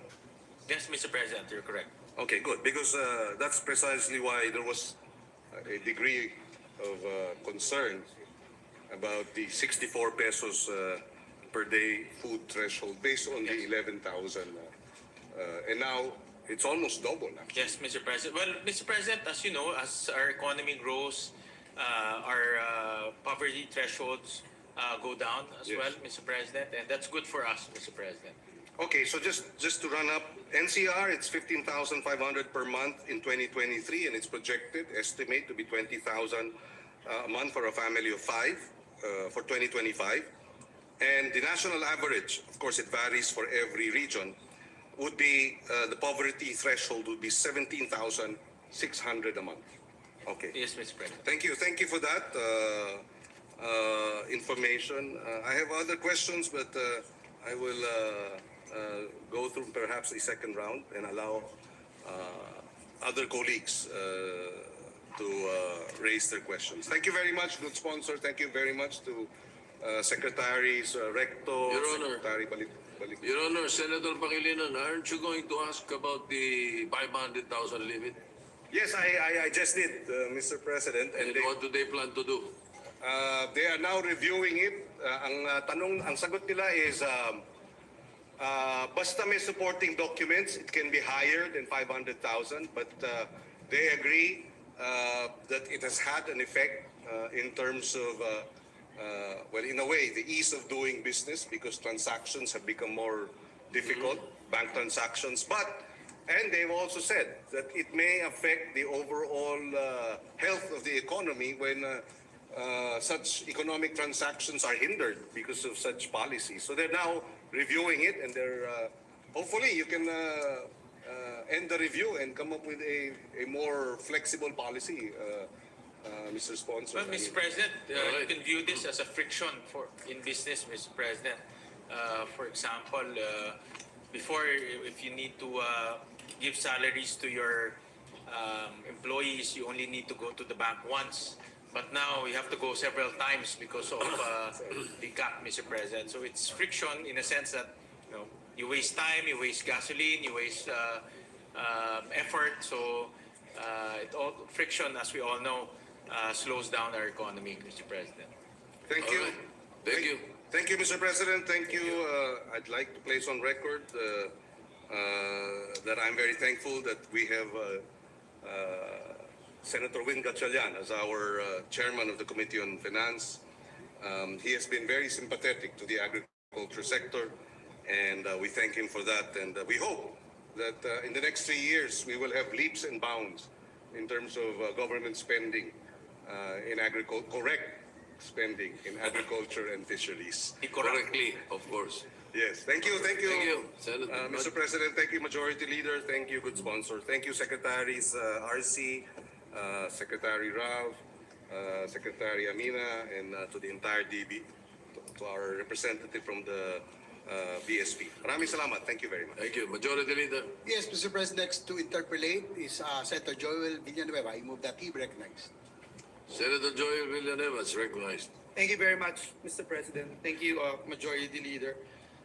Mr. President, may we know if our distinguished chairperson of the Senate Committee on Finance would yield to some questions from this humble representation. Yes, Mr. President, I'll be more than happy to receive questions from my kakambal, Mr. President. Thank you, Mr. President. Mr. President, at the onset, may I just put into the records of this August chamber that if you look at the government's revenue performance, it continues to show improvement with 16.7% revenue effort in 2024. The highest po ito in 3 decades, reflecting stronger collection, efficiency, and fiscal discipline. For 2026, revenues are projected to reach 5 trillion pesos, with tax collections expected to grow by an average of 10% annually from 2025 to 2028. And with that, we'd like to commend the efforts of our Department of Finance, Department of Budget and Management. We have, of course, Senator Secretary Ralph Recto, our mentor here in this August chamber, together with Secretary Mina, Secretary Balisacan, and the entire DBCC family. Again, we commend them for their efforts to sustain this positive momentum in revenue generation and fiscal consolidation. Mr. President, now as we transition to the implementation of program convergence budgeting, I feel that there is an opportunity, Mr. President, to further optimize spending and ensure that every peso borrowed and spent yields the greatest possible value to the Filipino people. So my first question, Mr. President, is while we acknowledge that revenue now largely cover operating expenses and debt service, while borrowings, yung inuutang po natin, ito pa rin po yung nagpa-fund ng ating capital outlays. And with our revenue effort, as we mentioned earlier, 16.7% in 2024, the highest in nearly 3 decades, how can we begin, Mr. Chairman, the gradual shift toward revenue-funded investment instead of heavy reliance on new debt, Mr. President?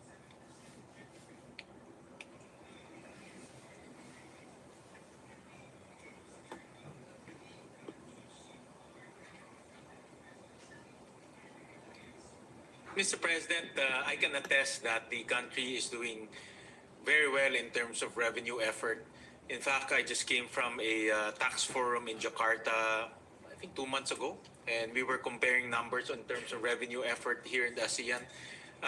We're actually the highest in terms of revenue effort, especially on from tax revenues, Mr. President, much higher than our peers here in the ASEAN, Mr. President. Although the question of the good gentleman from Bulacan will not be easy because we have to balance raising taxes as well as spending, Mr. President. And we all know that raising taxes is also a very difficult endeavor, as well as it's a very sensitive balance act, Mr. President. But the goal is still there, Mr. President? Well, Mr. President, looking at the... Yeah.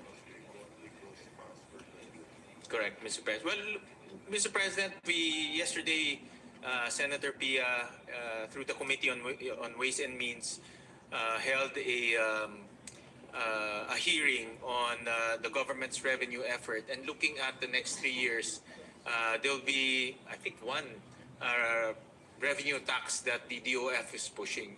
So having said that, Mr. President, we now have to look at how to grow our economy, or how to address our spending through borrowings and increasing our borrowings, Mr. President, so that we can address the needs of our country. And Mr. President, what's important here is we have to continue to grow, Mr. President. Yes. We have to continue to grow our economy so that the strategy here is to outgrow the debt that we are incurring, Mr. President. Thank you, Mr. President. But I think it's important to note that that is still the goal. The shift towards revenue-funded investment. Yes, instead Mr. President. Yes, and I think if I hear it right, as I was listening not just to the chairperson of the Senate Committee on Finance, but also to our idol guru, Senator Ralph Recto. He was saying it's not that easy because definitely it would be gradual, Mr. President. But I think it is important to note that that is still the goal, Mr. President. Yes, definitely, Mr. President. If Yeah. we can, that's why it's important to be efficient in revenue collection, Yes, Mr. and President. that brings me to my next question, Mr. President. If you look at the total revenues for fiscal year 2026, it is projected at 5 trillion pesos with disbursements reaching 6.63 trillion, which is 21.5% of our GDP, creating a 1.6 trillion financing gap. And with this in mind, I thought it would be interesting to find out our strategies, if there are any strategies in place to ensure that the economic growth consistently outpaces debt growth, not only through fiscal consolidation, Mr. President, but also through improved absorptive capacity, better program execution, and the implementation of what we mentioned a while ago of program convergence budgeting to optimize returns from every peso being borrowed, Mr. President. Right, Mr. President. Yeah, that's So- why. So the strategies are in place, Mr. Yes, President. Mr. President. May we hear? What's important is to continue to grow our economy as fast as we can, Mr. President, to make sure that the bottlenecks are addressed. Confidence of our investor continues to grow because we also rely on investment to grow our economy. So all of these things should come into play, Mr. President, because if we continue to grow our economy, then borrowing, we can still borrow, but we can outgrow our borrowing, Mr. President. Yes, Mr. President, if I may, and please, I beg the indulgence of my good friend and our chairperson of the Senate Committee on Finance, if we can hear something like a particular strategy that we are looking at to right now, that we will be able to implement in order to achieve this goal, Mr. President.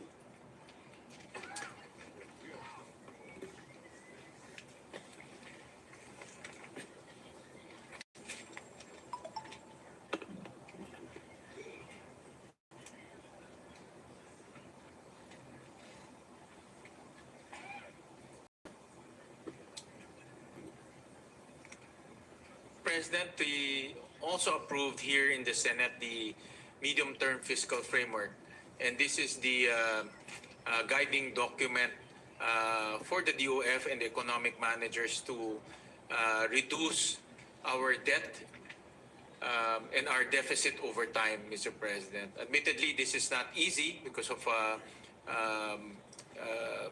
various headwinds that we cannot forecast. But the goal here is to reduce our deficit, reduce our debt to GDP, continue to grow our economy, Mr. President.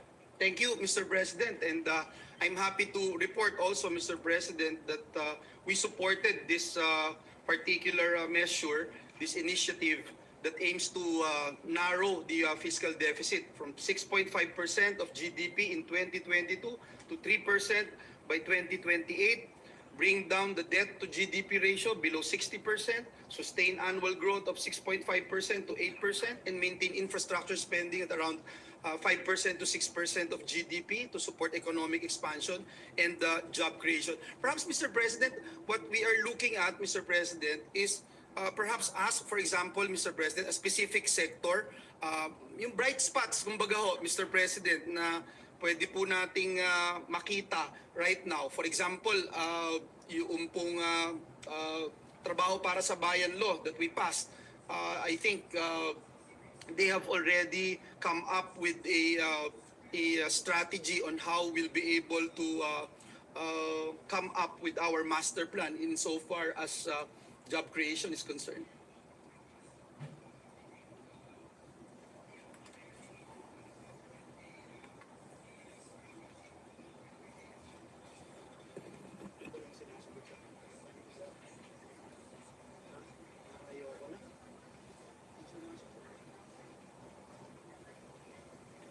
I was advised by the Secretary of DepDev that the Trabaho para sa Bayan Plan is already integrated in their planning, integrated in their forecast, and the Trabaho para sa Bayan, which you authored, Mr. President, and sponsored, is already an integral part of their planning process, Mr. President. So, and I know that the Trabaho para sa Bayan addresses the issue of job miss and also addresses the issue of job forecasting or demand forecasting, Mr. President. Thank you, Mr. President. Let me go to another topic that, of course, Mr. President, I don't want to leave sana itong program convergence budgeting, no? Yung implementation po nito. Pwede ho bang tanungin na lang din, Mr. President, how can government ensure that borrowing supports projects designed for multiple and complementary uses, Mr. President? Kunyari po yung water impounding facilities that can also serve as irrigation sources during dry months, yung pong storage or retention systems during rainy seasons, Mr. President. May we know how can the government ensure na ganito po yung borrowing policy natin, Mr. President?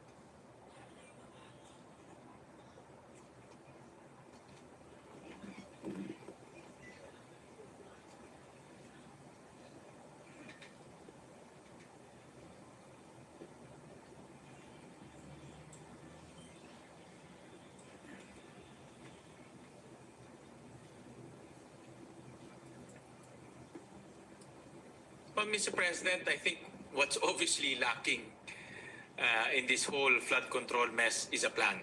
No? Wala tayong plano. No? I think that's very clear. I cannot disagree more, Mr. Correct. President. So I'm sad to say this, but yeah. So Yes, Mr. there was President. zero plans at all. No? Kaya tayo nasa ganitong I cannot gulo. agree more, Mr. President. You and I we were together during the 2022-2023 investigation on flood control. We have been talking about this, that there is no plan. It is not integrated. It is not well thought of, Mr. President. And we have been saying that since 2023. I can attest to that, Mr. President, that you were very vocal in raising the issue that there's no plan whatsoever in addressing the flooding in the province of Bulacan and also in Metro Manila, Mr. President. And sad to say, because of that absence in a plan, nandito na tayo, nagkaloko-loko na, Mr. President. So I think that's the objective of the economic managers now, is to moving forward that all of this flood control should be part of a well-researched, science-based master plan so that we won't waste resources, Mr. President. Thank you, Mr. President. That's the only reason why I wanted to raise this particular question, Mr. President. And if you look at the implementation of program convergence budgeting, Mr. President, it provides an important opportunity to address po itong mga challenges na ito, no? Nakita po natin, for example, by integrating efforts across agencies such as DPWH, DENR, NIA, and LGUs, yung pong program convergence budgeting can help ensure na yung pondo po ay directed to the areas of greatest need, and that the government investments, particularly in climate resilience and flood control, yield the most value for every peso spent. In fiscal year 2026, Mr. President, ang pamahalaan po, nakalagay nga po dito, plans to borrow around 2.7 trillion, if I'm not mistaken, no? With 950 billion pesos allocated for interest payments, about 14% of total expenditures. Please correct me if my data is incorrect. I can see our Secretary of DOF giving me a thumbs up. Mr. President, may we know how can this whole of government approach enhance debt efficiency by ensuring that, again, every peso borrowed yields lasting cross-sectoral value for our people, from water and agriculture to energy, transport, and community infrastructure. Well, Mr. President, just on the program convergence budgeting, Mr. President, that's the moving forward and the plan of the DBM together with the DepDev to make sure that all of these plans are not only on paper but also executed through wise budgeting, Mr. President. So you're absolutely correct in raising this very important budgeting concept so that we can avoid a lot of those wastages that we saw in the flood control program, Mr. President. Thank you, Mr. President. I will no longer ask questions on foreign direct investments. This was tackled earlier as I was listening, Mr. President, in the interpellations. Mr. President, let me go to one project or one particular law that we passed here in the Senate, which is the Government Optimization Act. Mr. President, over the years, around 1 in every 10 authorized government positions has remained unfilled. Alam na alam po ng chairman natin na ito'y advokasya natin. Inabutan ko pa si then Senator Ralph Recto. Ito'y naging aking advokasya na. In 2026, there has been a modest improvement, Mr. President, with only 7.51% nag-improve finally, Mr. President. A total of 2 million positions unfilled compared to 9% in 2021. This means that approximately 1 in every 13 positions is still vacant, Mr. President. Again, kung matatandaan nyo po, laging 1:10. For every 10 positions, vacant po yung hindi po napupunan yung isa. Ngayon po 13 na, so nag-improve by 3 positions. Finally, Mr. Chairman, natatawa ka kasi every year tayong dalawa sa panahon natin ito. So Mr. President, with the recent passage of the Government Optimization Act, how is this expected to reshape the landscape of authorized positions across government agencies, Mr. President? That's an excellent question, Mr. President. Well, just to report to His Honor that in the 2026 budget, there's a 10 billion peso allocation for government optimization under the MPBF. And I believe this will fund the necessary amounts to operationalize the government optimization. Let me just get back to the status, Mr. President. I think, Mr. President, if I may clarify the good chairman, I think it is for the job orders and the contract of service, yung 10 billion. If I'm not mistaken, it's not for the... No, it's for everything, Mr. For President. everything. So, Mr. President, and I have good news. Tomorrow, the IRR for the government optimization will be released. I was about to ask that question. Thank you, Mr. Thank President. you. And thank you for asking that, Mr. President, because in the review of the budget, marami ho kaming nakitang mga agencies na obsolete na or redundant o mga agencies na kaya nang gawin ng private sector o kaya nang gawin ng industry as part of their self-regulation. Hindi naman ho kailangan ng gobyerno to regulate everything. The industry can regulate themselves. No? So, in the review of the budget, we see a lot of agencies na sayang lang ho yung pera dahil nagiging redundant o hindi na ho kailangan yung agencies. And we'll submit to the DBM our own findings and recommendations so that they can analyze and review these agencies, and then they can optimize the government by merging or abolishing or collapsing some of these agencies. Thank you, Mr. President. At para hindi po tayo tumagal, siguro pwedeng kahit makahingi lang po tayo ng initial assessment doon po sa mga... Wala pa rin po yun. Wala pa, Mr. President. So, start pa lang ang maganda. May funding na, may IRR na bukas. Kasi alam ko nung tinap ako to sponsor the measure, may mga pag-aaral na nun eh. Nung time na yun. May mga initial estimates, I think, Mr. President. I remember that interpellation. But we will get some definite answers in the next few weeks, Mr. President. And you were saying, Mr. President, that the IRR will be signed soon because... Tomorrow, Mr. President. Tomorrow, Mr. President. Issued tomorrow. That's very good news, Mr. President. And you made mention, Mr. President, no, because under the law, it mandates COEB, or the Committee on Optimizing the Executive Branch, to conduct a strategic review of executive agencies to evaluate their roles, functions, effectiveness, identify inefficiencies, and recommend reforms to enhance efficiency, coordination, and alignment with national development goals. May mga low-hanging fruits po na nakikita na tayo, tumatango po si Secretary Mina. For example, Mr. President, yung optical media board, ano pa bang pwedeng gawin ng optical media board? Pwede pa ho ba silang gawin? Nung time po na dinidiscuss natin, and again, this is with all due respect to our friends in government, of course, gusto natin alagaan sila, malagay sila sa tamang posisyon sa gobyerno at masiguro din na mapoprotektahan yung kanilang karapatan. I remember, Mr. President, and Senator Recto was still with us during that time when we were discussing the Department of Migrant Workers. A certain agency, that agency, Commission on Filipino Overseas, if I'm not mistaken, CFO, Tama. Mr. President. And then when we asked what programs they are implementing, we were told na yung mga nakatira, for example, sa Inglaterra, i-recruit sila na pumunta sa Pilipinas para makabisita dito sa Pilipinas. Yun yung program nila, and the chairperson is laughing, and I know you still remember that particular time when we were talking about this, and this has been 5-6 years ago, Mr. President.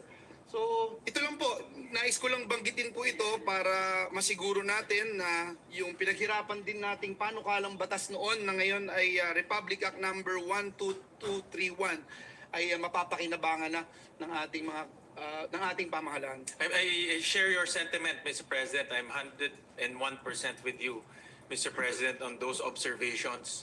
In fact, meron rin kaming na-observe, meron rin kami na-observe under kay Secretary Balisacan, yung Philippine National Volunteer Service Coordinating Agency. Parang kailangan pa ba natin ng agency para kumuha ng volunteers? May Red Cross naman, meron namang LGU to gather volunteers. So, and no, walang personalan po. I'm sure nandito sila. No? But we're just saying na we have to optimize government resources. Sayang ho yung pera no? Some of the NGOs can do it better than government, Mr. President. I can also share, Mr. President, especially with our DBCC members, Mr. President, that when we were in TESDA, we were looking at several agencies of the government implementing trainings. There's TESDA in the Department of Agriculture. There's TESDA in the Department of Trade and Industry. There's TESDA in... there's so many training programs, Mr. President. Nakakalito na po, Mr. President. And itong batas na ating ipinasa ay tingin ko malaking magiging tulong para sa ating pamahalaan. And that brings me to my next question. Do we have updated estimates, Mr. President, on the potential savings na magmumula po dito sa optimization program, along with any revised parameters and assumptions that will somehow guide the implementation of the law moving forward, Mr. President? Meron pa nga ho tayo, Philippine Racing Commission, Mr. President. Pati ba karera ng kabayo, kailangan pa pasukan ng gobyerno, Mr. President? I think yung private sector na pwede na ho silang to self-regulate. I don't know kung nandito sila, but those are the things that I think government should stay out of and let the private sector self-regulate. No? I agree and I share the sentiments of our dear chairman. Marami pa yan, Mr. President. Yes, I recall, Mr. President, Secretary Mina, the list. Secretary Mina, I recall there was a time that I was given that the cost-benefit analysis presented to our office by DBM that potential savings could range from 3 to 7 billion, if I'm not mistaken. Is that a decent figure, Mr. President?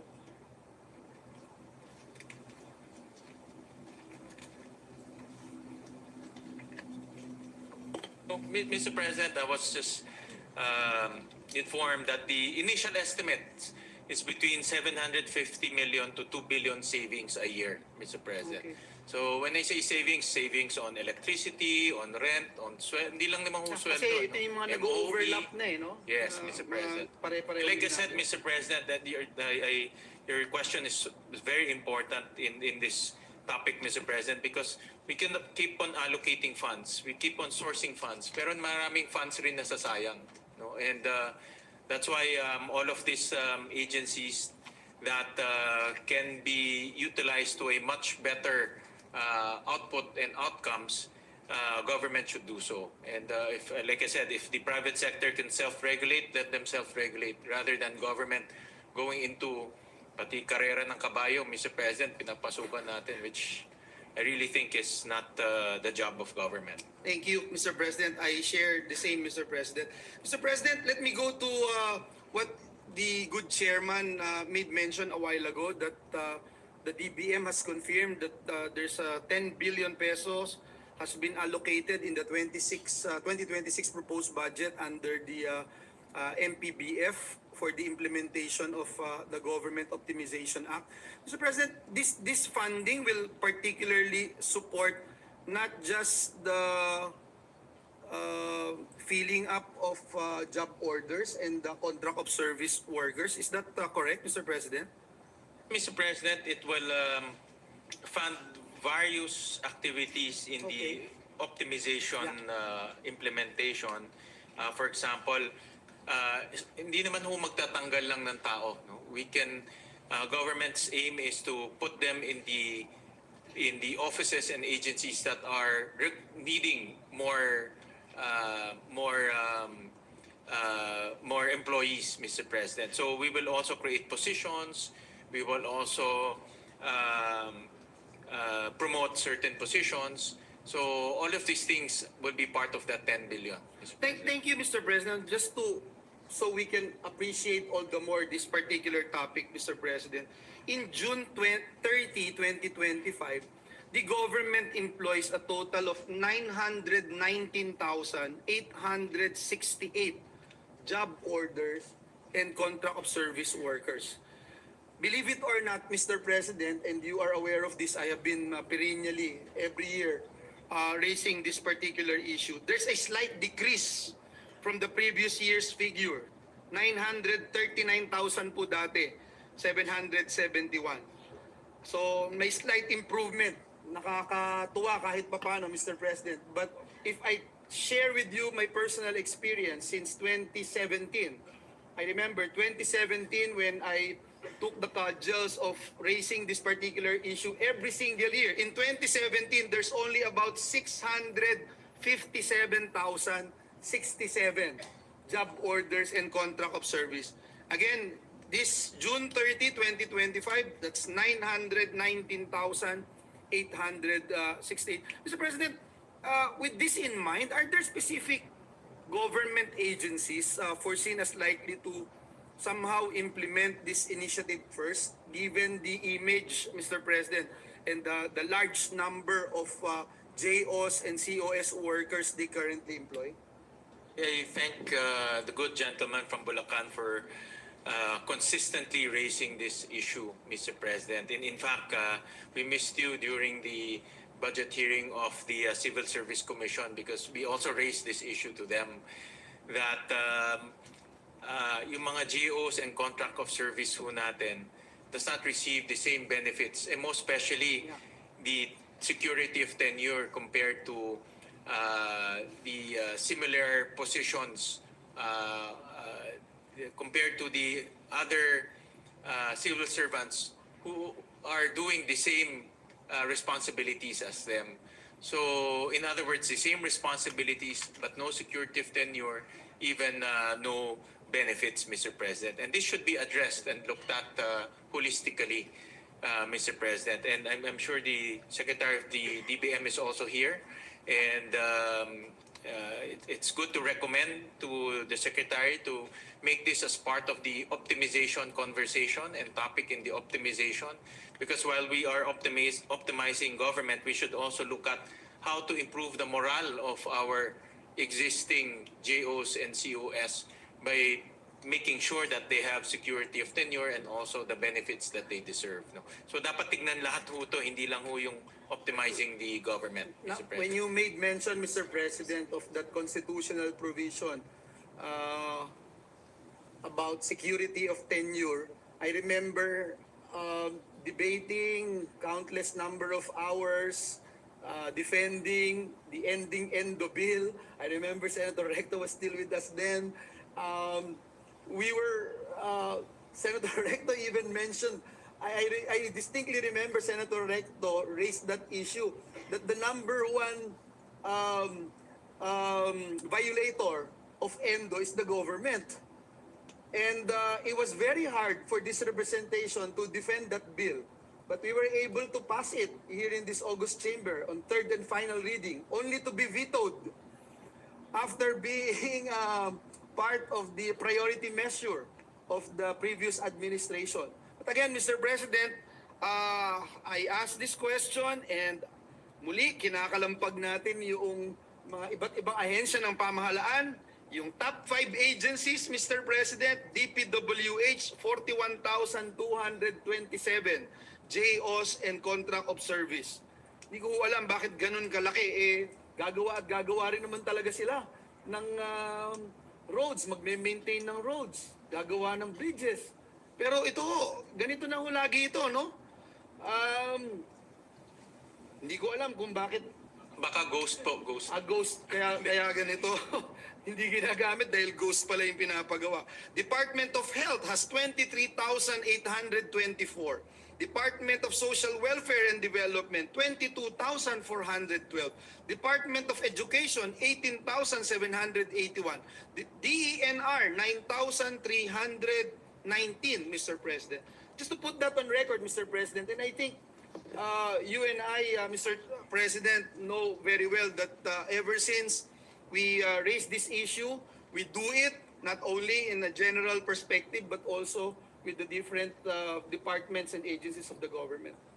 Again, once again, I thank the good gentleman from Bulacan for consistently raising this very important issue. Unseen, unheard pa nga, but very important. And unseen and unheard because these are job orders and COS. So meaning they can be relinquished from their jobs at any time, Mr. President. And I was assured by the Secretary of the DBM that this will be part of the agenda of the optimization team, Mr. President. And because the optimization will also look at the entire picture in terms of how to address issues of job orders and contracts of service and also unfilled positions, Mr. President. But just to put things in proper context, Mr. President, in the share of the number of JOs and COS, it's the LGUs that command a bigger share. About 70% of the JOs and COS are with the LGUs, Mr. President. So the balance will be distributed to the national government and SUCs, Mr. President. So dapat mapasok rin natin yung LGUs in that conversation, Mr. President, in that discussion. I agree, Mr. President, no, but I think both Yes, definitely. Both, We're not pointing fingers. violators, Mr. President, definitely. of our security of tenure policy as stated in our constitution. Mr. President, let me go to my last and final topic, which is jobs, Mr. President. Our unemployment target for 2026 to 28 is between 4 to 5%.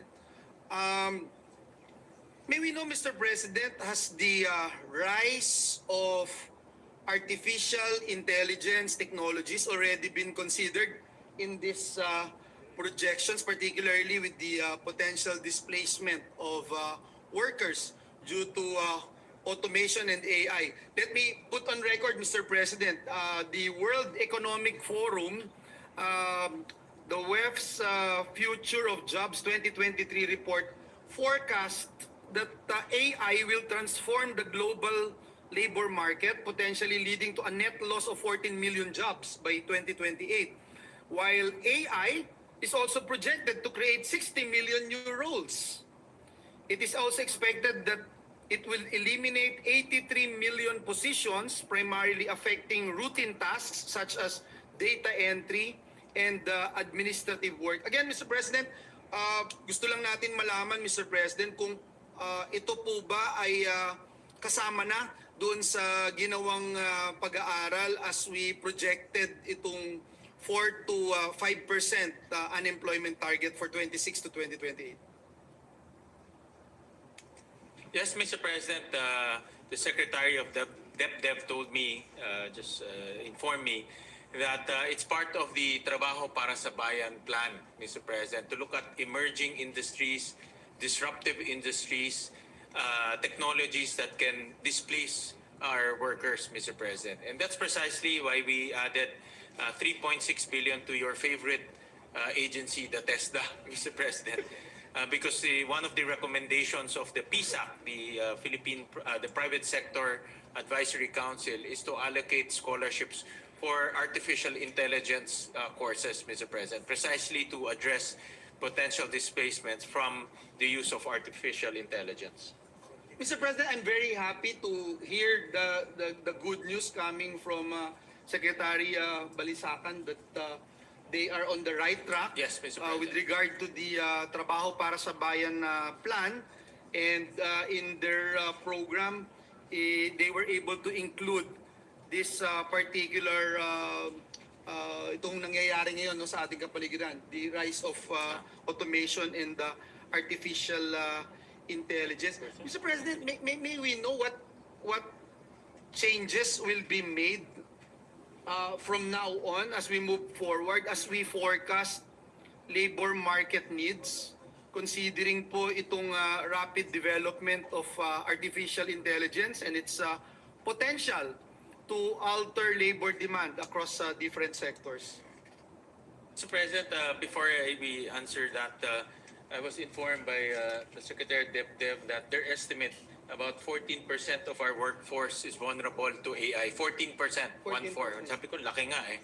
No? So thank you for raising that and putting that into the consciousness of the economic managers, that the risk of or the threat of AI is real and we should address that moving forward, Mr. President. So Yes, Mr. President, and let me also point out that the ADB has observed that the adoption of AI and Industry 4.0 technologies is fueling productivity growth across Asian economies, noting the ILO's analysis that there is now an increasing demand for a highly skilled workforce in the region, particularly in the fields like robotics, AI, and automation. Now, Mr. President, while AI ay expected po natin to automate many tasks, it is also anticipated na, yun nga yung binabanggit natin, it would create new industries and jobs.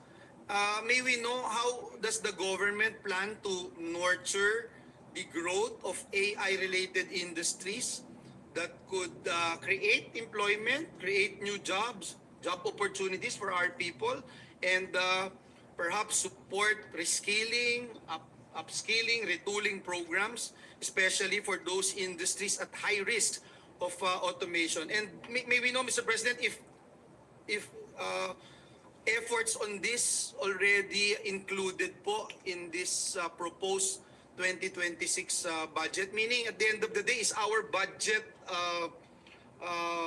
for next year AI ready, Mr. President?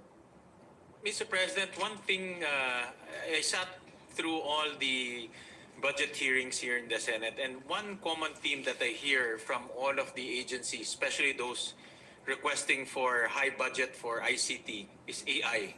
No? Sinabi ho yan ng BIR, sinabi ho yan ng Customs, sinabi rin ho yan ng DICT that their budget includes artificial intelligence to make them more effective and efficient. So in other words, the government itself recognizes the use of AI and its potential, especially in enforcement and revenue collection, Mr. President. So in a way, it's built in because the ICT or the technologies that they will be purchasing includes the AI capability. But on the training side, I mentioned earlier, Mr. President, that we included 3.6 billion to TESDA that will bring to about 9.5 billion for the scholarship programs. This includes scholarship for healthcare, semiconductors, construction, and artificial intelligence. Thank you, Mr. President. We'll propound more questions when we tackle the TESDA's budget, so we can ensure that this funding guys, will I be think it's allotted gonna to be this particular program. Mr. President, last question that I'd like to raise is the Thanks for issue on watching. alternative work arrangements, I think Mr. until here, President. still the We were same, able just to pass ask here in the question Senate anyway. yung Telecommuting Act. And marami din po sa